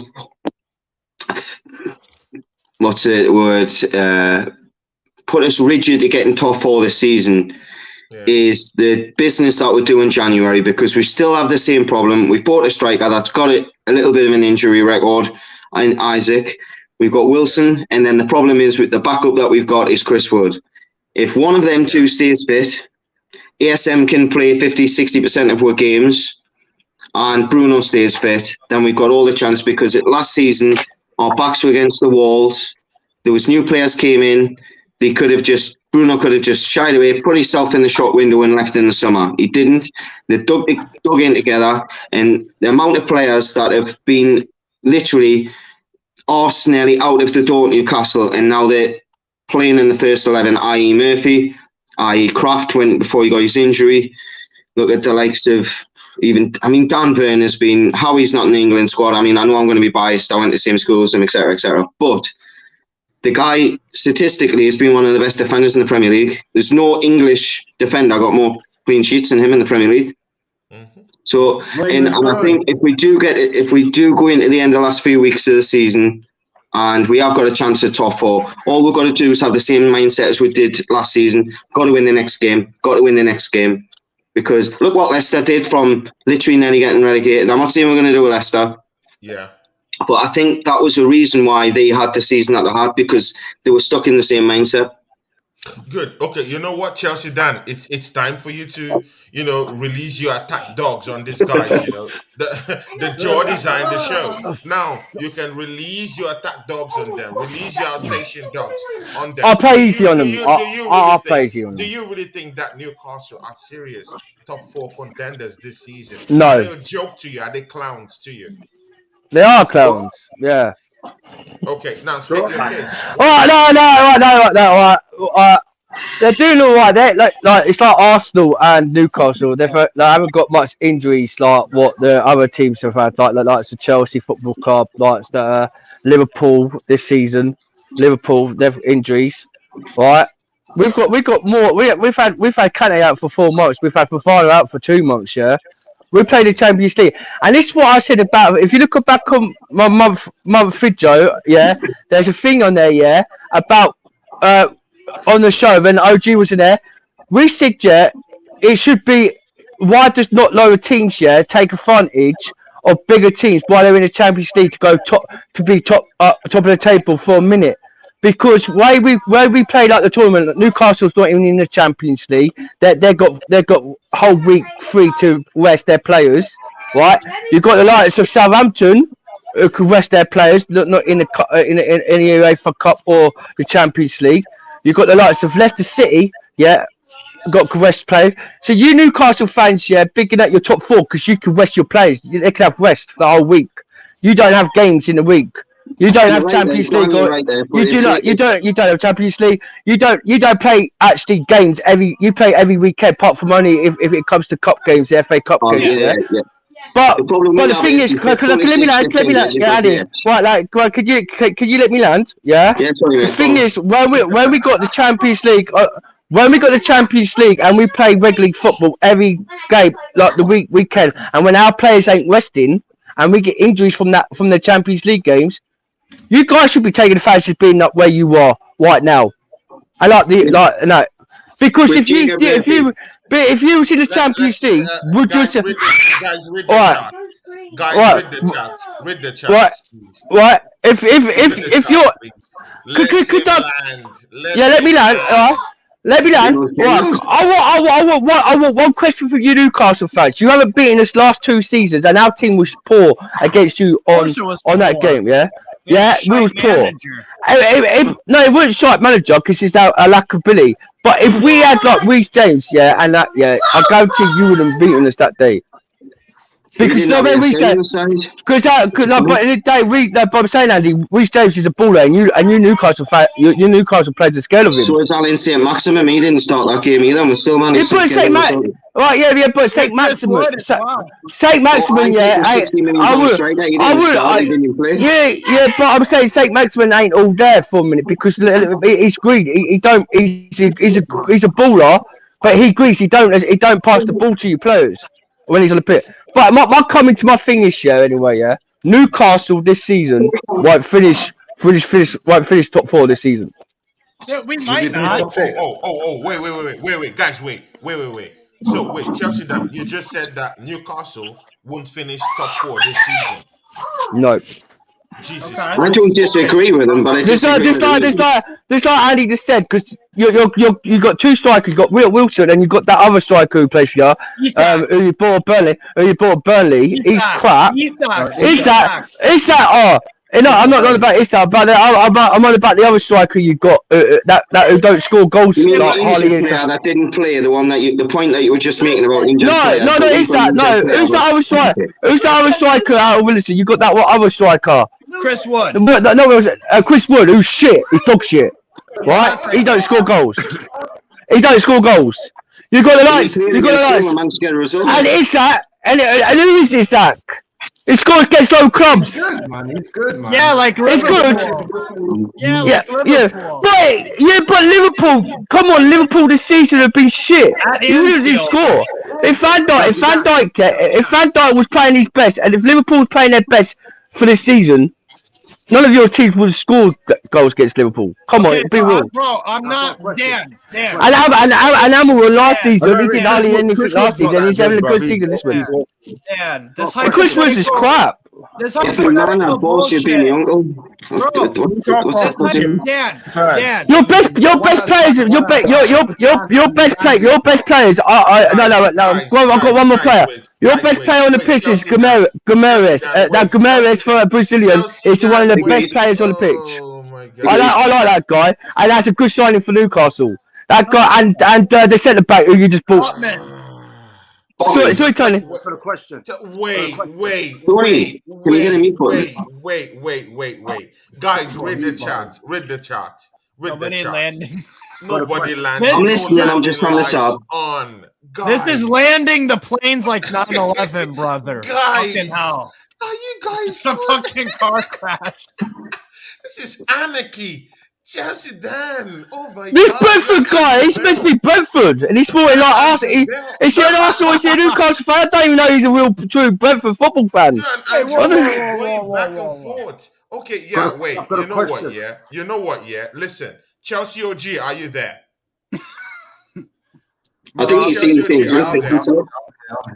Okay, Chelsea OG is not there. You know what, Steve? I'll come to you. Steve, your brothers in arms, Lee, and okay, you're there, OG. I'm coming to you now, Chelsea OG. Is Chelsea Dan waffling? Like, seriously. Newcastle beat you guys in St. James Park. But listen, it's all love, you know. He's just saying what's on his mind, even though sometimes a bit longer. It's my mate too. I know. I see what he means. Like, is he waffling about Newcastle? You have to take Newcastle serious. Well, I don't think Newcastle are finishing top 4. I think they're finishing 5th or 6th. Thank you, OG. No, I agree. That's facts. That's facts. 5th or 6th. They're probably finished 10th this season. I'm joking. They're finished. No, Newcastle go in the UEFA this season, Tony. They'll be in the UEFA this season, not the Champions League. European competition, you think? I will see how good they are in the European. I'll see how they're good in the European because they haven't had Champions League. Yeah, go on, OG. What I was to say was most teams, you know. I say Tony knows about this, the script of football, the universe, and all that rubbish. Yeah. Most teams, the metaverse and all that stuff. Yeah. If you're not a top team and you get Europe for your first time in a long time, it always fucks you over the next season. Always. Yeah. But the reason it does that is because teams usually buy 1 or 2 good signings to go, you know. Oh, we're gonna take care of the extra games by signing 2 good players to play in Europe. No, you need 5. You need to buy 5 good players, and Newcastle, they can afford 5 players if they make Europe. If they finish in, I don't know, 5th or 6th, and they're in the same position as West Ham were last season. They got Europa League. They can't buy 1 or 2 players. That will affect their Premier League game. 100%. 5 or 6 quality players. Then you could be the first team in a long time. You know, I remember Everton. I used to be scared of Everton for a little David while. Moyes, right? Yeah. And so what are you going to do? No, the European curse grabs everyone, grabs you right by the bullets and drags you down. So it's either the script of football will F you over, or you break the mold by literally that curse will just outspend it, like Chelsea done. When we got here for the first time, we bought so many players. We got players we didn't even need. That's when Ranieri was there. You know, big up Ranieri, what he done at Leicester, but what he done at Chelsea was a bit funny. It was a bit booky. He fell for that trap. But I reckon Newcastle could break that trap by buying 5 solid players if they get what's Europe now? Top 8. If top 7. 7 if the top 6 win the cup. It's always 7 and 8 these days. So it's like, the fact is, I reckon you guys will make Europe, and I reckon you'll be the first team in a long time to break the European curse. However, I don't see you guys winning Champions League in the next 10 years. The question I totally agree with everything you just said. That's facts. Really, no, G, that's facts. I totally agree with everything you just said. In a way, I'm talking of this season. Forget next season. This season, Newcastle is getting. Fifth is good. I don't understand why you guys don't want to take 5th. Fifth is good, Tony. Listen, Fifth is good. They're not in Europe. They have all the time. They can't say they got all time to wait. Time and For money. everyone to go. They got all the time to wait. You know what? They're not going. They're not in Europe. They will just chill, relax, Opportunity. play the game. They'll play the game, and they'll win. They'll win these games. They'll win this game because they don't have a lot of pressure. And mind you, these guys are billionaires. They have money. Tony, Well, they can go So into is that Chelsea. January So is market. Chelsea. So is Man Thing I City. was- So is Man United They can go and into that Liverpool. January market. They can bring in reinforcements in They're the January. richest, It takes them nothing to do so. And they're doing this in a very, very friendly manner. They're not bringing in top guns like the Neymars or the big names. They're bringing in, those players that can actually bring in what they just need, just win for us. And that's Yeah, what they they're haven't doing, broke the man. rules yet. Like Man City and Chelsea, we broke the They've not rules. We broke broken the the rules, FFP and that's rules. why they're in top 4 this season. So it's shocking to see that some people don't really believe that this Newcastle team, even without Europe right now, cannot actually make top 4. It's shocking to me. Well, why What you couldn't they got to make think top of 4 is the last season? position that they're going to be in January to spend money Right. because they're Can I going ask to a be able quick to top question, players. Andy? What? So you're talking about this, Tony? Yeah, they're doing what they're doing this season.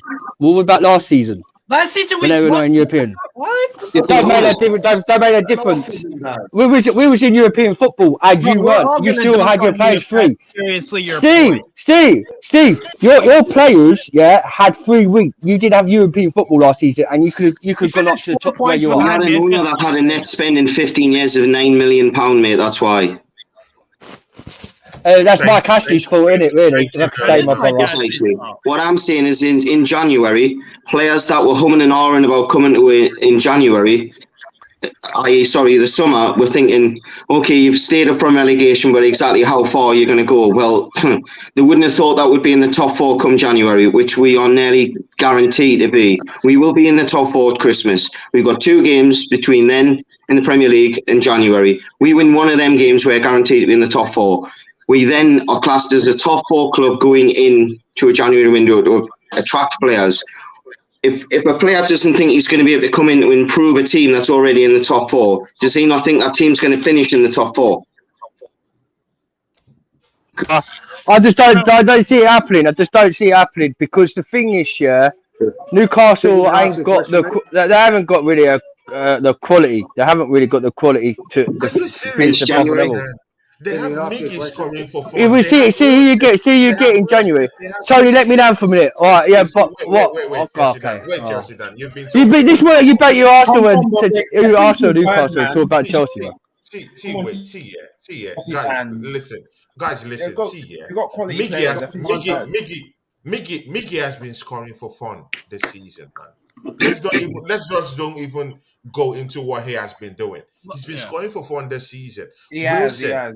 Wilson has been, bro. Look at his gameplay. Look at what he brings to that team. See, you know what? They've not even had to use Maxima to even come in most of the game because of the injuries had.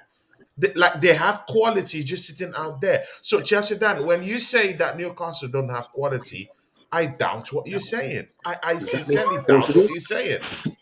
And in the middle of the park, Wilson's a good player. I wouldn't say he's the best player on the pitch. Look at him at Bournemouth. Look what he did at Bournemouth. Got relegated. Chelsea, Dan, listen. They also have Callum, mind you, they also have in the middle of the park a certain guy you've totally forgotten, Guimaraes, who is down there in the middle of the park, who's not just also minding that midfield area for Newcastle this season, but he's also scoring goals, and not just 1 goal or 2 goals. He's scoring lots of goals, Chelsea, Dan. How many goals he scored this season? 3, I think. 2, 3. 3. 3. But he scored a lot of goals, Tony. That is scoring a lot of goals. At Olympic Lyonnais. Sterling scored 6 this season. Sterling scored 6 this season, and he's scoring a lot of goals. 6 goals. 3 goals and a lot of goals. Sterling plays in. I'm trying to say to you, it's not a lot of goals. 3 goals is 3 goals. Guimaraes, Bruno Guimaraes is a quality player, don't get me wrong, but he hasn't been professionally good enough this season to do what he's doing, but he's actually done well in that centre mid role. Whoa. You're shouting. Oh, yeah, he is. No, but I'm saying you're saying he's the best player in the league because he's your team for Newcastle, but he didn't hardly do I nothing did not last say season for he's the you. best player. I did not say But he's he's a the best quality. player. He's got his quality. But he's going to be world class in the future. He's going to be one of their genders. He's world class now, man. I don't think he is for a minute. He would He's walk still into got. He's got Chelsea's time. midfield every single Huh? fucking day of the No, he week. wouldn't. Who? What? Can't He's in a Brazil squad that when he comes on, you'll make a difference. And if you make a difference to that squad, you're world class. Yes. But he's never got. He didn't get played today for Brazil. Man. No. Chelsea Dan, can I ask you a question? Can I ask you a question, Chelsea Dan? Yeah, you can. Go for it, Lee. Okay. Go So for it. you say the Champions League has an effect on the team doing well in the league. Is that right? No. Yeah, it does. But it does because the injuries. When we play the Champions League, and we play games in the Champions League. One player, one of your best players. One of your best players. Yeah, sorry. So how many Champions League games have you played this season so far? How many games we played in the Champions? 6 in the Champions League, mate. And we're next round in the World 16. We played 6 games in the Champions League. Yeah, we played two home and away. And yet, right, okay, and you get That's 8. Yeah, but that's 8 for you. I really don't think that has anything to do with the Premier League, mate. But comes with players when they're injured, mate. Yeah, and you're playing in the Champions League, and your players like Reece James got injured in the Champions League. Fofana got injured in the Champions League. Right. Correct. That's correct. You ain't in the Champions League. You'll know when you're in the Champions League when you miss your players, your big name players in the Champions League. We beat AC Milan. Yeah, hasn't been unbeaten since their home ground for 2.5 years season, and we go to their ground and turf them up at their ground. When I watch Serie A. That is true. That is true. That is facts, Steve.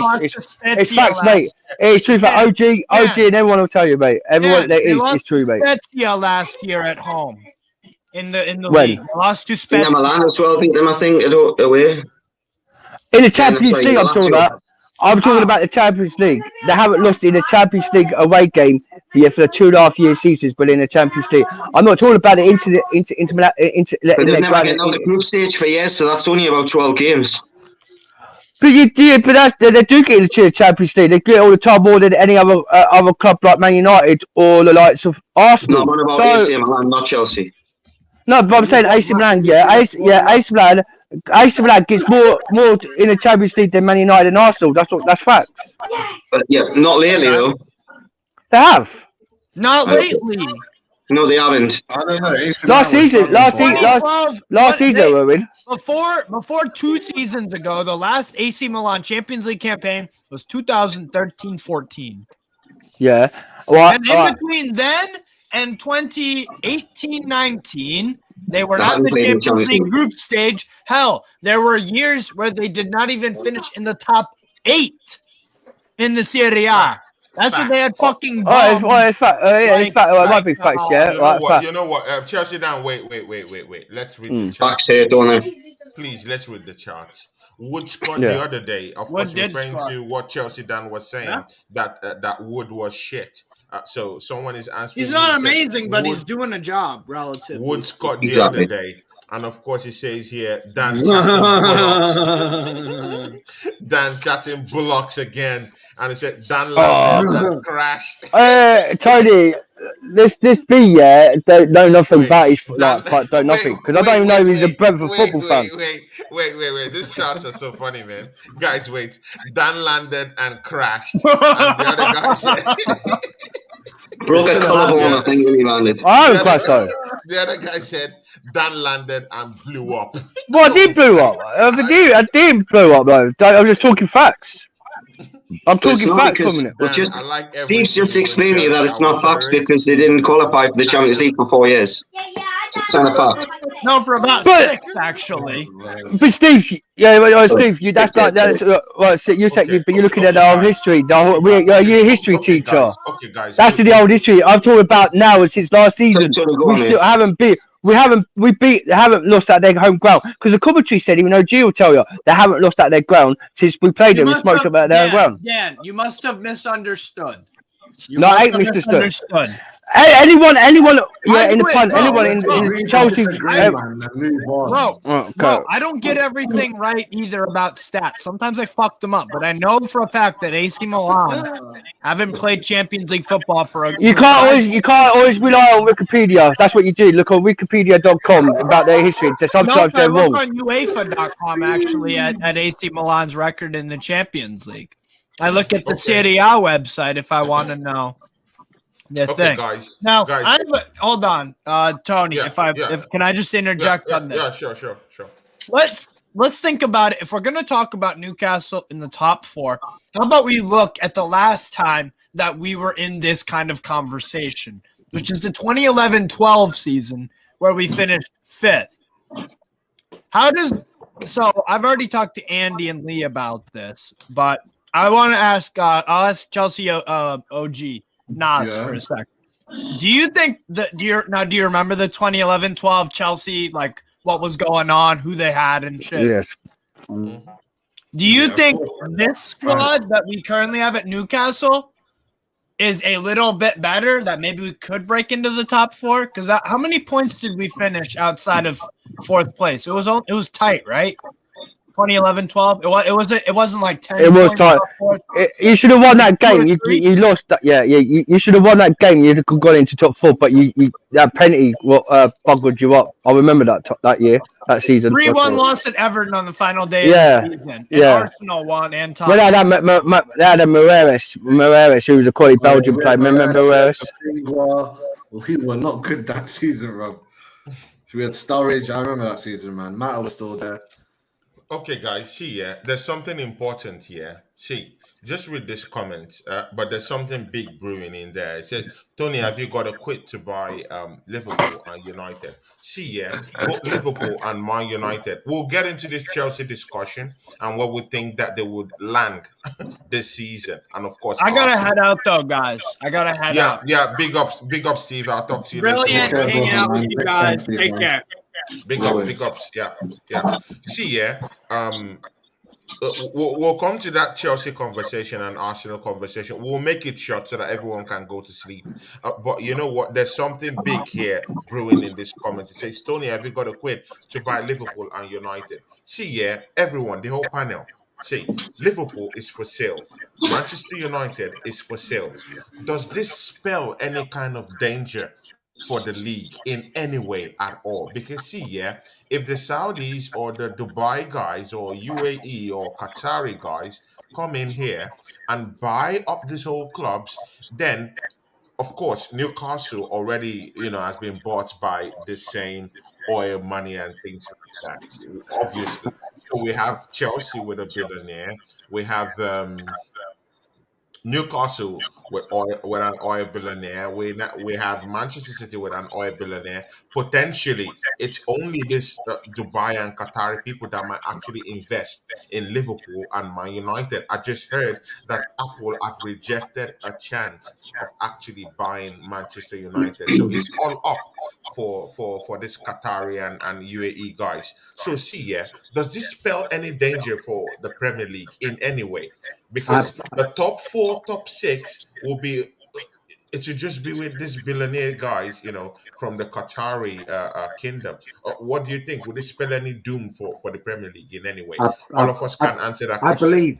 I believe it's been quoted on the newspapers that whoever owns Newcastle, the PIF, has been rumored coming into for Liverpool and Man United as well. But then I've heard it's a conflict of interest because they can't own 2 teams. I'm not too sure. Yeah. Lee.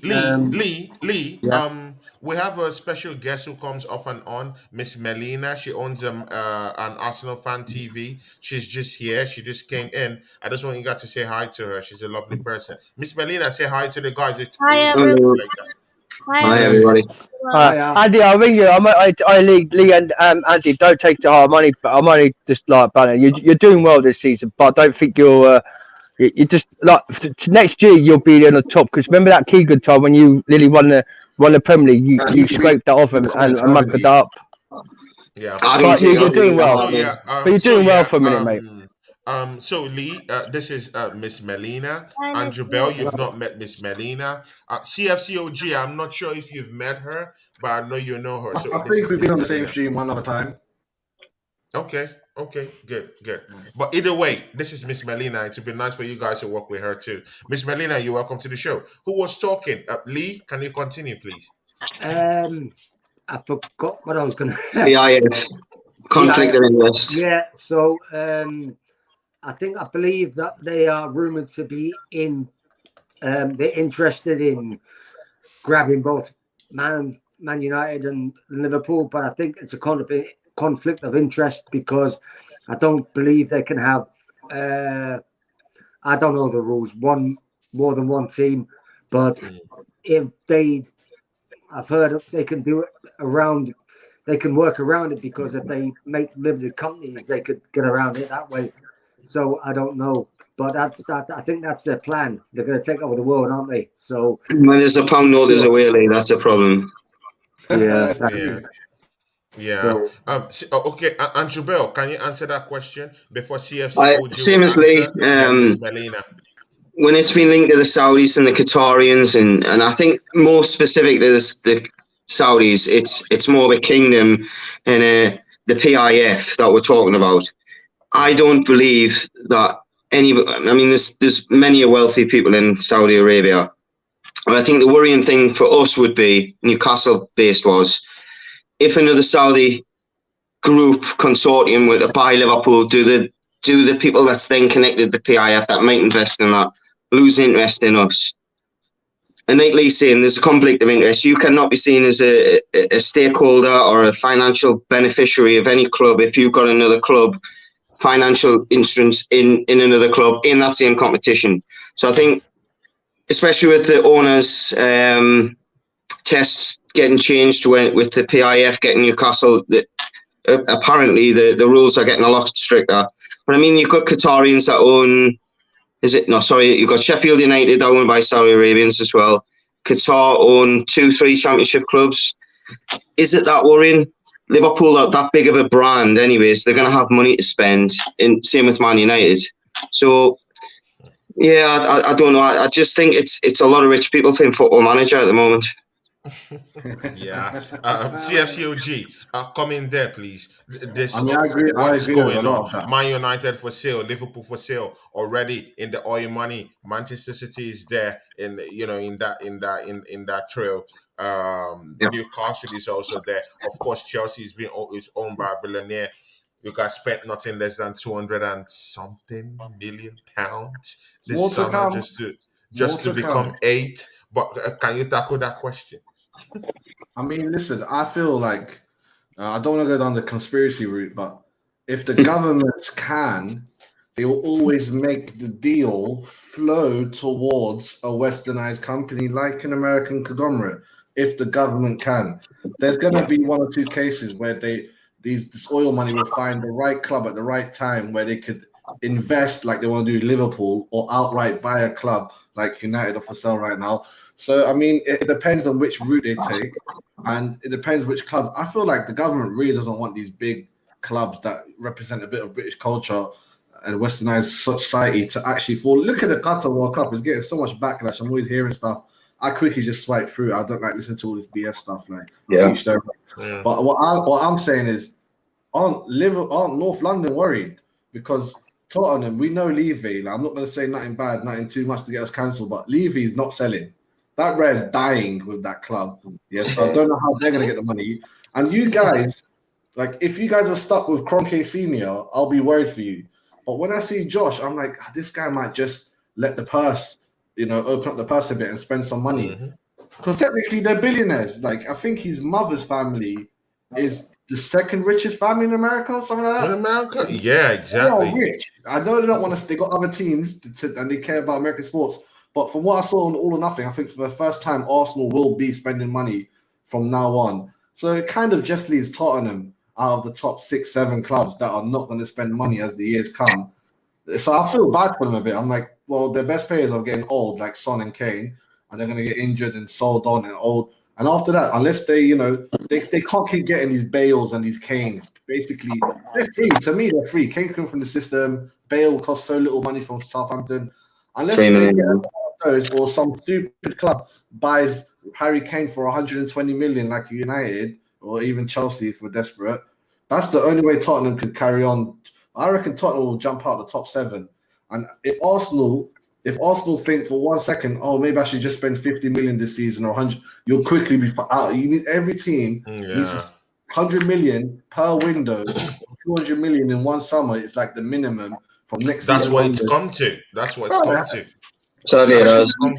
That's what it's come to. Miss Melina, please come in there. See, you know, Manchester United to be sold, Liverpool to be sold. You know, all these teams. It points to one way: Qatari and UAE big wigs. They're coming into these clubs to buy up these things. What does it foretell for the Premier League? And do you really support this? And do you really think that there will be this balance of scale of some sort in any way, Miss Melina? To be honest, Tony, before we get into the Saudis and Qataris, Newcastle, you know, with the players they have and the money they've spent, rightfully so, they are ahead of their project. And in terms of trusting a process, they're by far already, you know, well worked in that. They're getting wins that no one really expected them to do. Bruno Guimaraes for Newcastle is the guy we should have had in our midfield, Tony. That's another thing, you know, I'm really disappointed in that we did not capitalize on the opportunity to do so. But then again, it's not the first and it's not the last player that Arsenal Football Club have missed out on. Now, going back into the Qatari and Saudis, if you're talking about, you know, how it's going to affect the Premier League is always going to be growing into this.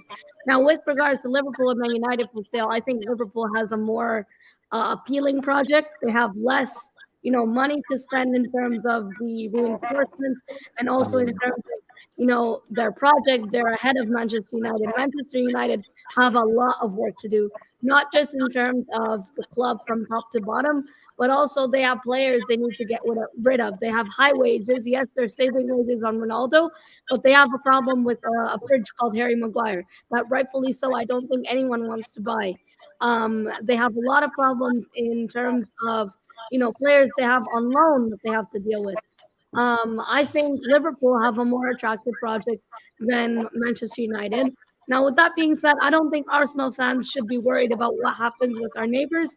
I think we need to really focus on our own in-house problems and our own in-house season in January, which is our January targets, and leave whatever United do to their own. Whether they get American owners, whether they get Saudis or Qataris, personally, I think it would be likely to be Saudis or Qataris. They're the ones who are most, you know, have the money to back up their thought. And I think we should still be focused. Actually, sorry, one more point, Tony, before you move on to the next person. The Glazer family have more money than the Kroenke family. And look what the Glazers have done with it. They've spent more than us, but look where they are. You know, and that just goes to show just because you have more money doesn't mean you spend it wisely and you spend it where you need to, right? Cristiano Ronaldo going back home to Man United was a commercial signing. It was not in Ole Gunnar Solskjaer's plans, and it wasn't in, who was it, Ralph Ragnick. It wasn't in any of their plans. You know, you need to spend the money where your mouth is, and you need to put your money wisely on transfers. So that's just another point I wanted to add. Yeah, big up to you, Miss Melina. I do share that same, you know, that same stream of thought. I'm sure every other person too shares that too. Does anyone disagree with her? No. Nail on the head. You can have all the money in the world and waste it like Man United have done. Absolutely spot on. She's absolutely spot on. Chelsea Dan, are you there? I hope not. Okay, Chelsea Dan is not there. Okay, you know what? Yeah, just this Chelsea and Arsenal talk. Let's just finish it up because we've Miss Melina, you missed that Newcastle talk, but of course you've already said. Tony, I'm here, man. But I'm here. Miss Melina, do you think Newcastle is going to finish top 4 this season?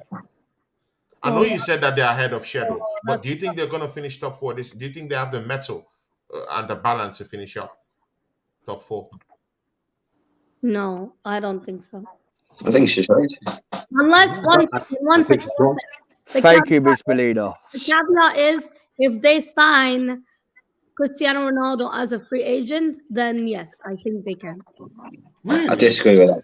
Miss Belida, thank you very much, Miss Belida. Someone got sent in the Chelsea chat. Dan, please wait. Chelsea Dan, please wait. But top four is I don't think Newcastle this season. No, next season maybe, but this season I don't think top four is That's what I said. I know. Wow. I think she's right. I think we're challenged for top four. We don't get it. We miss out. Just honestly think she's right. I said it last. Mr. Belida said it. Dan, wait, we'll come You to said my name. Chelsea Dan, wait, we'll come to you. Just calm down because she said something. We waited for you, but you went off. But we're coming. See, Miss Melina, I do support you in most things you say, you know, but in this one, I think I have to slightly disagree with you. It's not like I have anything for Newcastle, but I do think they're gonna get top four this season. The Newcastle, see, ask anybody. Miss Melina, let me come in. I'll let you land. See, yeah, I really do think that Newcastle is the boogie team to face. No one wants to face Newcastle right now. To be very sincere with you, even Arsenal were afraid of actually playing Newcastle right now. It's a boogie team to play right now, apart from Manchester City. To be very sincere with you, I think just like you said, they're ahead of schedule. They have the players that can make a difference right now. And you know what, Miss Melina? They have their strikers scoring lots of goals. And see, when you're a team that can score goals, you're a genuine threat in the Premiership because you're scoring goals. It's enough. Your defense doesn't even need to be okay for you to even win matches. If your team is actually putting up the goals that are needed to take you off some of those hard games that you will come across in the Premiership, it's enough to get you that top four, to be very sincere with you. And that's what they're doing. And they're in that top four right now for a reason. You know, Miggy is scoring goals. Joelinton is like a new signing. This guy Wilson is scoring goals. Is playing very, very well. Miss Melina Guimaraes is scoring goals and is playing very, very well. They also have John Joe Shelby, who is also a decent player, playing down there for them. So, does Dan need some time alone with that T-shirt? I don't know. Leave him. Let him kiss the badge. No, look. Have you got that? Yeah. Miss Melina. Miss Melina, yes. So you've heard what I said, right? Yes. Now, the one thing I do want to counter with what you said is, although Newcastle do have the strikers performing and whatnot, what I wanted to ask you was, who do you think will fall off? Is it Chelsea Football Club that you think Newcastle will replace in top four, or Manchester United? Newcastle. I think we're ahead of Man U. No, especially after January, I definitely do. Tony said Newcastle will get Man United. Yeah, right? So who are down four? The original top four? Tottenham Hotspurs. And mind you, they beat up Tottenham Hotspurs at White Hart Lane. Blasphemy. I hope you remember. I hope you remember. Yeah, I know. Yeah. Yeah, but who are Tottenham? Tony? Come on. They're not really nothing special, are they? Who are Chelsea? Lee. Who Newcastle? When you got that, mate? Wait, please. See, Miss Melina and Chelsea Dan. Newcastle ain't nothing. I miss Melina. You're brilliant. Newcastle. Wait, please. Let me make this point. Newcastle beat Tottenham Hotspurs.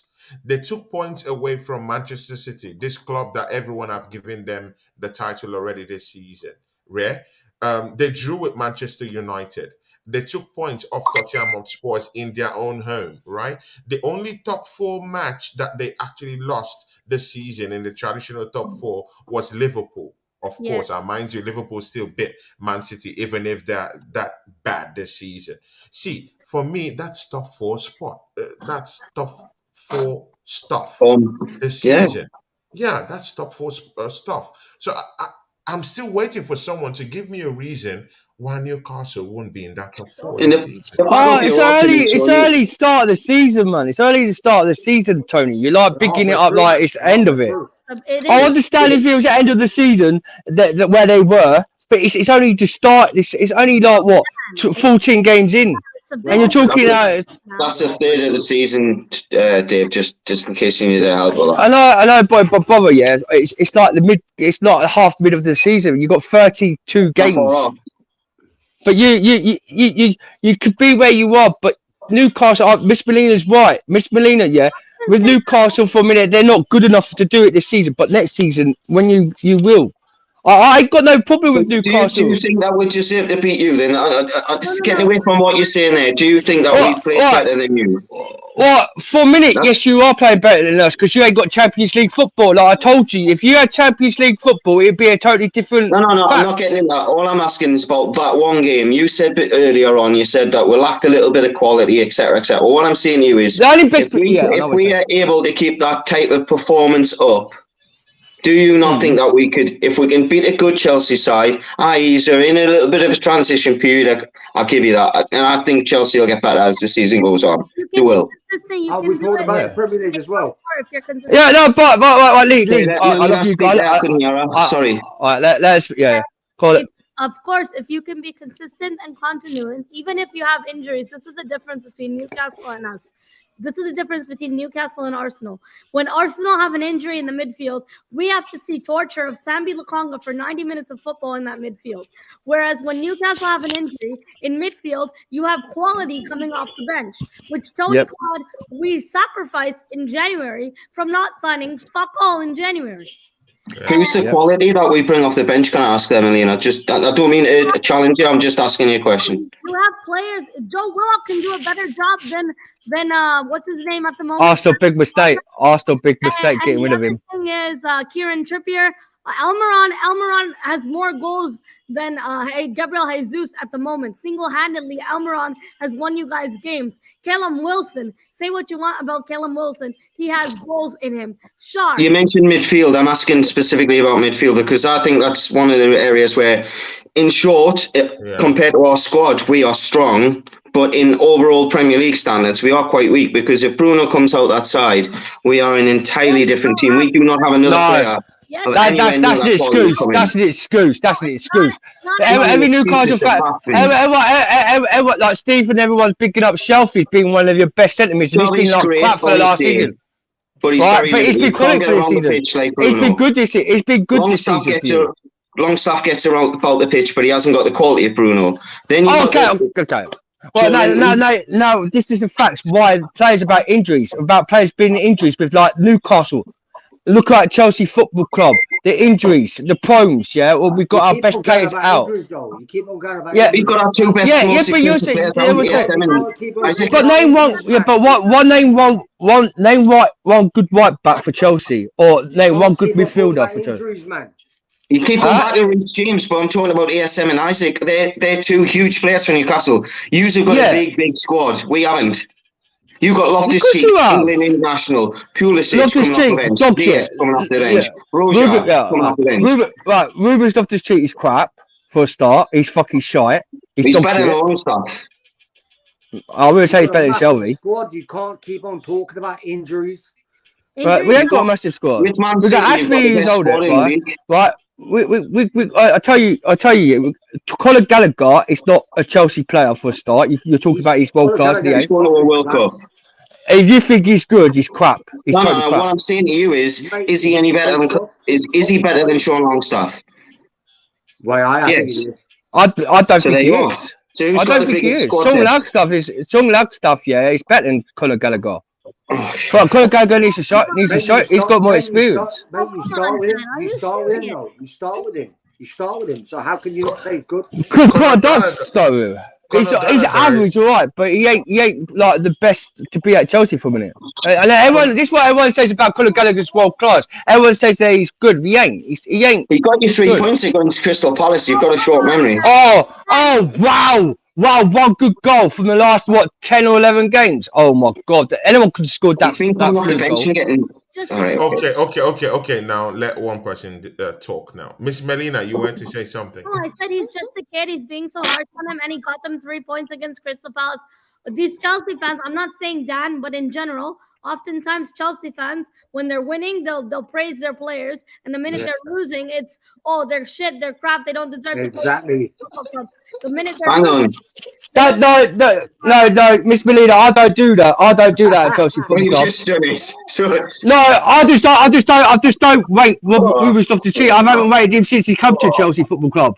I don't rate Conor Gallagher. Dan, this is the same crucifixion that you guys did to Tammy Abraham, and now look what he's doing, balling outside the Premier League.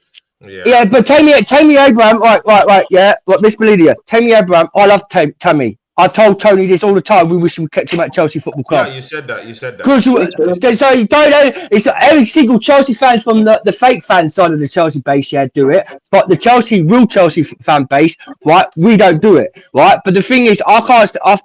Since Ruben Loftus-Cheek, had that massive injury, he has been crap for us. Right, and it's time to him not be at Chelsea Football Club now. He could go like to Newcastle, and you'll see the difference, and you'll probably want him out. Right, I'm telling you, Conor Gallagher, for a minute, he doesn't show in my eyes. Yeah, he's still young, but he have agenda to be world class. And in the middle. Okay. Chelsea down. But let me land. Let me just finish Melina. Okay. Please just let me just finish one word, and after I'll be done. Okay. I wanted to finish one thing. Okay. I wanted to. Chelsea Dan, we have to go. But you know what, Chelsea Dan? Where will Chelsea finish the season? Eighth. Honest the truth, I think possibility, right? Newcastle fans can say we can finish 8th, but we've got a big coming in January, and we'll finish top than you guys, and then we'll win the Champions League this season. That's fact. Chelsea Dan, you've not answered my question. Where will you guys finish at the end this season? We'll finish top 4 this season, and then we'll win the Champions League this season. That's fact. What position will you finish this season? I think we'll be third or fourth. I'm sitting on the fence, mate. Good and okay. Lee. Should we got a place, mate? That's it, mate. Lee, what position will Chelsea finish this season? What position will Chelsea finish? Yes. I'm gonna go 8th. 8th. Oh my God, it's sticking the knife in. Newcastle's finished 7th. They're not good enough to be top 4. Andrew Bell, where will Chelsea? I think Chelsea will finish 5th or 6th. I think they'll be if we miss out on the Champions League, we'll be battling with. There'll be us, Chelsea, and another team battling for 4th. I think. Okay. So I think Chelsea will finish 5th or 6th. We'll be 5th or 6th as well. I think we're very close. I just think it all depends what Newcastle do in January. We could be having a total different conversation come the end of January after our recruitment. So, potential recruitment. So you think Chelsea will make it to the Europa? I think they'll miss the top 4. You got to understand Chelsea Football Club. Chelsea Football Club. You got to understand Chelsea Football Club. I will win games every game. We win like a 10 bounce game. We're like Liverpool. We like 10 games in the bounce. Dan, you need to get the difference between someone giving an opinion and someone having a pop at your team. I'm not having a pop at your team. I'm just. I know you, bro. I know. Chelsea Dan. No, you're true. I'm true what you're saying. I know you're saying. Chelsea Dan, I asked you a question. You answered me. I'm asking every other person, and you interrupting. It's not fair, man. I know. It's not good. Sorry, a big love. But I've been up to all night when I've tried to talk, and you never let me land. All the people in the chat said you let him land, but you haven't let me land. But that goes 2 ways, don't it? Miss Melina, are you there? Yes, I'm here, Tom. Okay. Chelsea Dan, please don't interrupt her. Please, I beg you. Love you guys. I'm only joking. Love you. I'll give you big kisses, all of you. Miss Melina, where will Chelsea finish this season? I say 5th. I think they'll just miss out on top 4 this season. Top 4. They're in a bit of a, I guess a takeover. What should I say with the new manager? Rebuilding stage. Yeah, with the new manager, Graham Potter. I don't think he has it just yet. I think he'll need a season to obviously get his own players. In January, some of the Chelsea fans are confident that they'll sign Nkunku. I think Nkunku is an injury-prone player, and I think I don't think it will be what they are all hoping for. A field of roses, so to speak. And I think Arsenal will win the league, if you ask me. Good. Okay, good. Let's go into that Arsenal stuff for just 4 or 5 minutes, please, before we close the show. Andrew Bell, I'll start with you. Chelsea Dan, I know he would waffle on this one, but you know what? I'll still take it. Andrew Bell, please, where do you see Arsenal finishing this season? I think they'll finish second. I think Man City will catch them, but I truly hope it's one of them ones where Arsenal are still there with the last few weeks to go. And if they are, I'll be rooting for them because I'd like to see someone push Man City. Otherwise, you know, what we're going to have for years until another team's able to compete financially with them, which we all know who that potentially might be. Yeah. But I genuinely, you know, I've always, I said it on the last stream, I've always had a little bit of a soft spot in the sense, the style of football that Arsenal, and it's coming back, Arsenal are playing that style now. I think they'll finish second. I think they'll just come short. I mean, it could be a case of the drop off, but I think they'll finish second. I just don't see another two teams that's better than them. I see one, but I don't see two. Two, good. Lee, please give us what you think. Arsenal for the league title. What do you think? Well, you got Arsenal and Man City, haven't you? Pretty much in the running.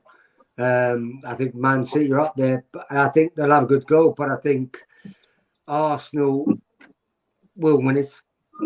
I'm going to go for Arsenal, and I think they've got the results that they've got already stand alone and stand alone in so much to stay where they are as how they're going to go for the rest of the season. They've had some great matches, tough matches, and I just think they're all together passionate and they're all together passionate as one. They're one team, and I think as well as Newcastle, they've got a great unity, and I think they're going to do it. I really do think they're gonna win the league. So they're not going to do Newcastle. So I think Newcastle will probably get second, mate. No, I'm talking about 96 when we were miles ahead, and then you know. It went. Okay. I thought he would get that one, but no. Chelsea Dan, because I'll let Miss Melina do it last. Special one for her. You know what? Chelsea Dan, come in there. Arsenal for the title this season. What do you think? No. And Newcastle ain't finished second this year. Sorry to break it to you, like. Newcastle, Arsenal, they won't win it. You've got no squad depth in your team. And that's facts. And if you don't, like you say, you don't buy players in January, and your players are injured in this World Cup, you're buggered, mate. I think you've got enough chance here for this season. You probably finish third. You might finish third this season because if like it's the Liverpool, if Liverpool, right, come back, Liverpool will actually can fight and they could get like I say, they could win a long game strike what they did at Man City last season, right? And they could do. Well, I had a drink, mate. I'm too drunk, mate. Well, you think Liverpool's going to finish like bottom in the top of this half this season? I don't see them coming. I'll put money on it, Lee. I'll put money. They'll be on top four this season. Even though I don't like Liverpool, they'll be like Chelsea, top four this season. And you guys got to understand this, Arsenal, do great, but they're ruffled against Man City to play. But they chose to play PSV. PSV have lost 7 games and came to PSV, and PSV battered them and turfed them up at their own ground, right? And to miss that Man City game. So they did play that week Wednesday, Man City. If they'd have played Man City that game that Wednesday, we would never know the result. Man City might have beaten them with the result and that, But the thing is, Man City are a quality team. They've got a good strong. They've got the best team in the Premier League so far, And Man City will win it. For a minute, But like I say, Arsenal has to buy players in January. Like you say, you want Ronaldo out your team, Tony. If you got Ronaldo in your team, it possibly might win you the Premier League. I think it's the one Premier League team that he would fit into. Arsenal. Arsenal. But then the thing is, if Chelsea win the Champions League this season, we'll still go to the next round, next Champions League next season. So if we finish fifth, we don't go through though. That's it. We're ready free, mate. We'll beat Dortmund. That's it. Easy done. Yeah, thank you. You'll know when Newcastle fans come to the Champions League, you'll know when the big teams come up. But you have never been in it. Forgetting that Newcastle played in the Champions League well before Chelsea did. Okay. So did we, Andy. We've always been in the Champions League. No, what I'm saying is the first out of the and two always teams. won the European. We've always won the European Cup, mate. Newcastle hasn't. Mate, Newcastle have played in the Champions League. Will you please do your fucking checkups before you comment? I know. I'm saying you have been in the Champions League, but you've never won a European. Recently played in the Champions League before you lot. Chelsea, Dan, it's okay. I'm telling you, they've never won a European. This is why I try to tell my mate Superman. Lee, Chelsea Dan doesn't drink. Actually, he doesn't take alcohol. Chelsea Dan doesn't drink. No, mate. He doesn't take alcohol. God help if he did.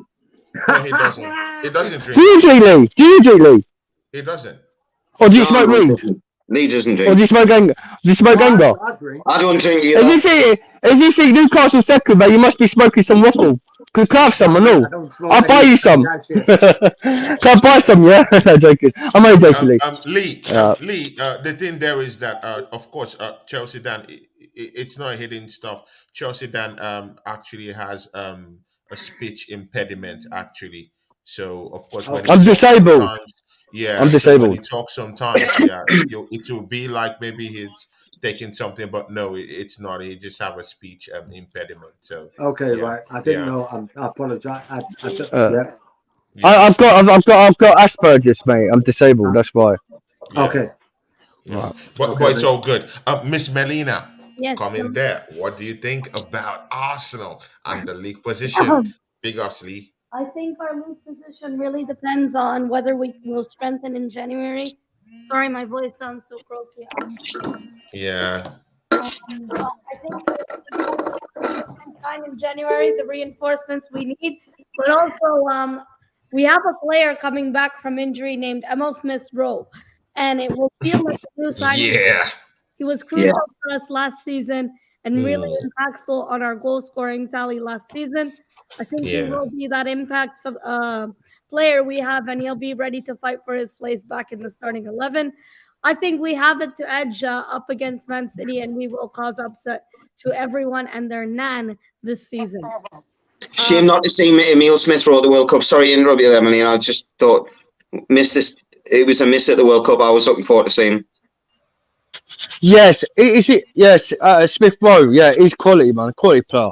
Yeah, great point there. They've got a great player to come back. Yeah.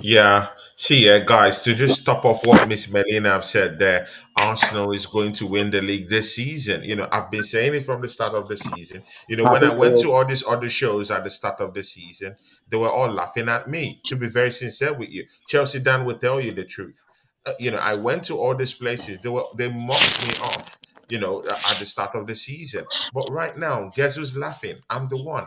I am the one laughing. Who's the donkey now? You know, that's what I tell them. You know, at the end of the day, Arsenal is going to win this league. Who's the donkey now? Who's the donkey now? Hey, Dylan White. Exactly, Dylan White. Right, Tony, Miss Melina, can I ask you one question? Yes. Right. Not a number. What do you think? What thinks you're going to win the Premier League this season? Because we was top number one last season. We was top number one 3 months. Get in. He's muted him. Get in. God, no. Guys, I wanna. He's actually me. I think Tony's kicked him out. Jesus Christ! Wipe him off. He's coming back in. Chelsea Dan, relax. We was top number one last season. I could say we was top, and did you think we was going to win the Premier League? And we were 5 points. We were 5 points. We were 5 points of anyone in the Premier League. But we'll see. I'll put the money. I'll put the bet. Miss Melina, I'll put a bet on it. Yeah, that if you win it, if you give me the bet, yeah, or then if you win the league, and if I win 20 grand, I'll pay like 5% off to you guys. Can I hear the end of Melina's point, though? Rather than that. Miss Melina. Oh, sorry. I said that I think Mikel Arteta has what it takes in him to shut teams down because nobody thought we're going to beat Liverpool. Even I said we'd beat Lucky Liverpool, win. and we did. I said we'd beat Chelsea, and we own Chelsea. Scrappy win. Doesn't matter. Oh my God. I know who wins a win. I know who wins a win. I know. Chelsea, I know who's a winner win. doing this. Chelsea, Totally, all this. Well, it's a scrappy winner. Our players, especially from the defeat last season, we lost to Newcastle, we lost to Brighton, and last season not getting top 4 really hurt the boys and gave them a lot more, motivation for this season. And I think that's the cutting edge we have in our team. Now, I understand we may not have the quality on and off the bench. Definitely, I know we don't have the squad depth. But Mr. B, thanks, man. Yes, it won't go away. Shut up, Beast. You can't talk, man. You can't talk. You ain't nowhere in the Champions League. Signings in January, then I'm sure we can give City a run for their money. There's no reason why we can't. Can I ask Miss Melina where are you from? I'm from Canada. She's from Canada. Wow. Beautiful Canada. Family in Canada. Pardon? Yeah. I've got family in Canada. Yes, What? Yeah, she's Canadian. All right, guys. See, yeah. Toronto, Lee. From Toronto. It's a long time coming. Okay. Guys, thank you for coming to the show. Mr. B for life, thank you for being down I love here, you throughout this night, Mr. See, B. I'll allow all of you shout out your channels, or shout out where people can find you. So I'll start from the first person around me, Andrew Bell. Like I say, mate, I'm very dead on socials. It's just my Twitter, which is at Annie Bell, Annie Bell 86. That's it. I do a little bit on NFTV when they need us, but other than that, mate, not really. I'm welcome to speak to anybody about football in a way where it's two-way conversation. Hopefully, not with Dan. I'll make an exception for. He's alright. Okay, Mr. Lee, you know what? You and Andrew Bell, I need you guys on my show. Andrew Bell is a regular here already. But Lee, it would be nice for you to, pop in on the show, man. Anytime, nice. man. Yeah. It would be very, very nice, man. I need all hands on deck. Mostly since I have a Newcastle show already running on the channel, which is Gunners and Mags. It would be very nice that you can come and support your guy, Steve.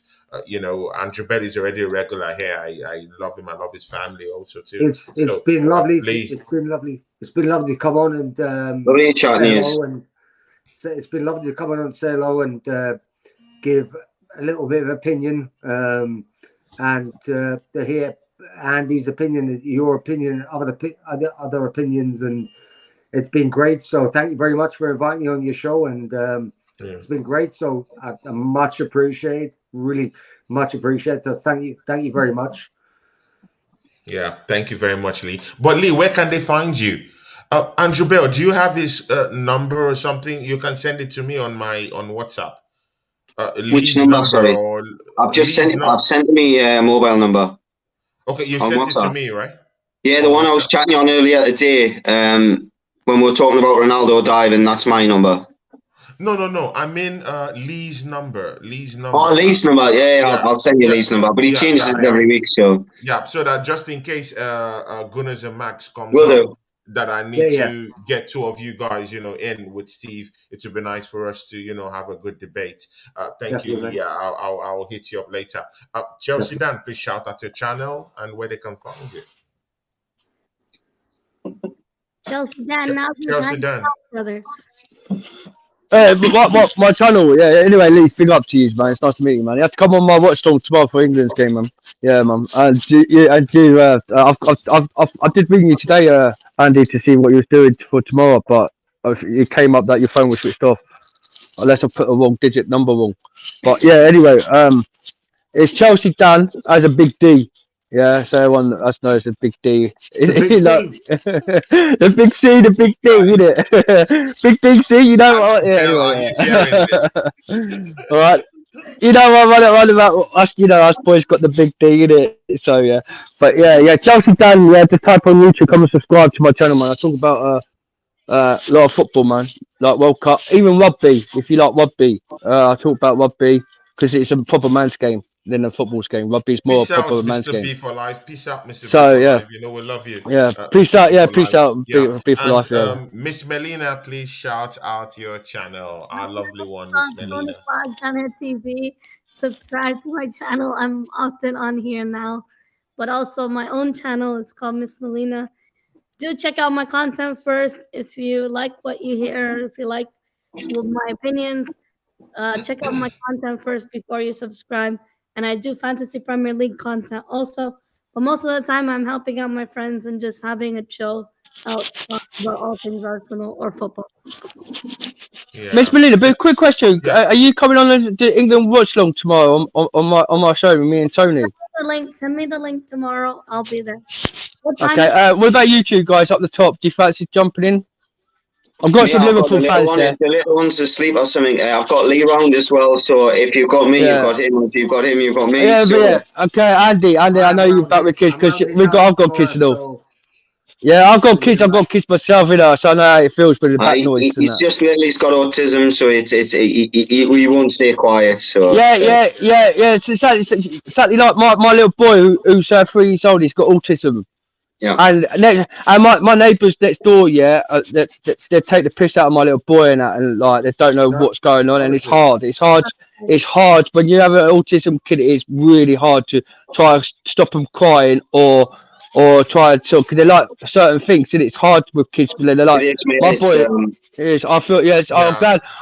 Me and you have to ring and talk about this because if I want to get some opinions of you, so my missus, like you say, you can help us with with your things, you know, we'll give you and help with because we're not really good with autism. We've just found out my little boy's just got it. Each other's numbers, and then you can talk about Yeah, we have. I'm on the WhatsApp group, and I'm just gonna add. I don't know. I forgot to ask you last night if you was on WhatsApp because we've got a family WhatsApp group. Yeah, like if Miss Melina and Tony, like with Mods and that. Yeah, we all chill out in there. We have a bit of good laugh. We just don't talk about football. We talk about other things, about personal life with everything. Yeah, it's not always about football. But if you want to come and jump into the channel, you and Lee, Tony got me number. Just ask him for it. He'll send you. Just start us, mate. Yeah, I'm not a tech wins. I've only used. I'm 36 and I've only come across WhatsApp like 2 years ago when I got my IPTV. So, okay. Yeah, big up to you, boy, man. Yeah, so that's what I mean. We understand about our little kids and that, but anyway, big up to you, man, and all the best. And it's nice meeting you. Miss Melina, thank you for letting you. I'll go and Tony because I've got my boys crying in the background, so I've got to go. Miss Melina, I'll see you tomorrow. Lee, big ups to you, my brother, man. It's nice seeing you, mate. All the best, yeah. Yeah, Newcastle. I love Newcastle. Any day, don't get me wrong. I do love Newcastle. Andy, thank you. Andy, thank you. My granddad's a Newcastle fan, so my granddad's a Chelsea and Newcastle. Care, Dan. Andy, thank you very much, and Lee, thank you very much. Thank you very much. Pop his cherry, Tony. You pop his cherry. Tony, thank you very much, Tony. Yeah, Chelsea Dan is always like that, you know. No, you've popped Lee's cherry. It's the first time he's been on YouTube. First time I've managed to persuade him to get on somewhere. Do you know what it is? It's weird because when you know someone, you don't know someone. You're talking. You get a picture of them. No. You get a picture of them, and then when you understand what they're going through in life, it makes the whole situation different. Yeah. Of their personal situation, and bless him, massively. The banter is, you have to have that in football. If you can't banter, then what's the point? What's the point, right? Yeah. So Lee, thank you very much for coming to the show. Thank you very much. And of course, you have a platform here. You can always come in here. Miss Melina is my very, very, very good friend. Thanks, Tony, also, and one thing, Andy and Lee, I would just say this. It's very, very I'm very, very happy to have this my friend Miss Melina. Up to 2 weeks ago, I think under a week ago or something like that. She was down in the hospital.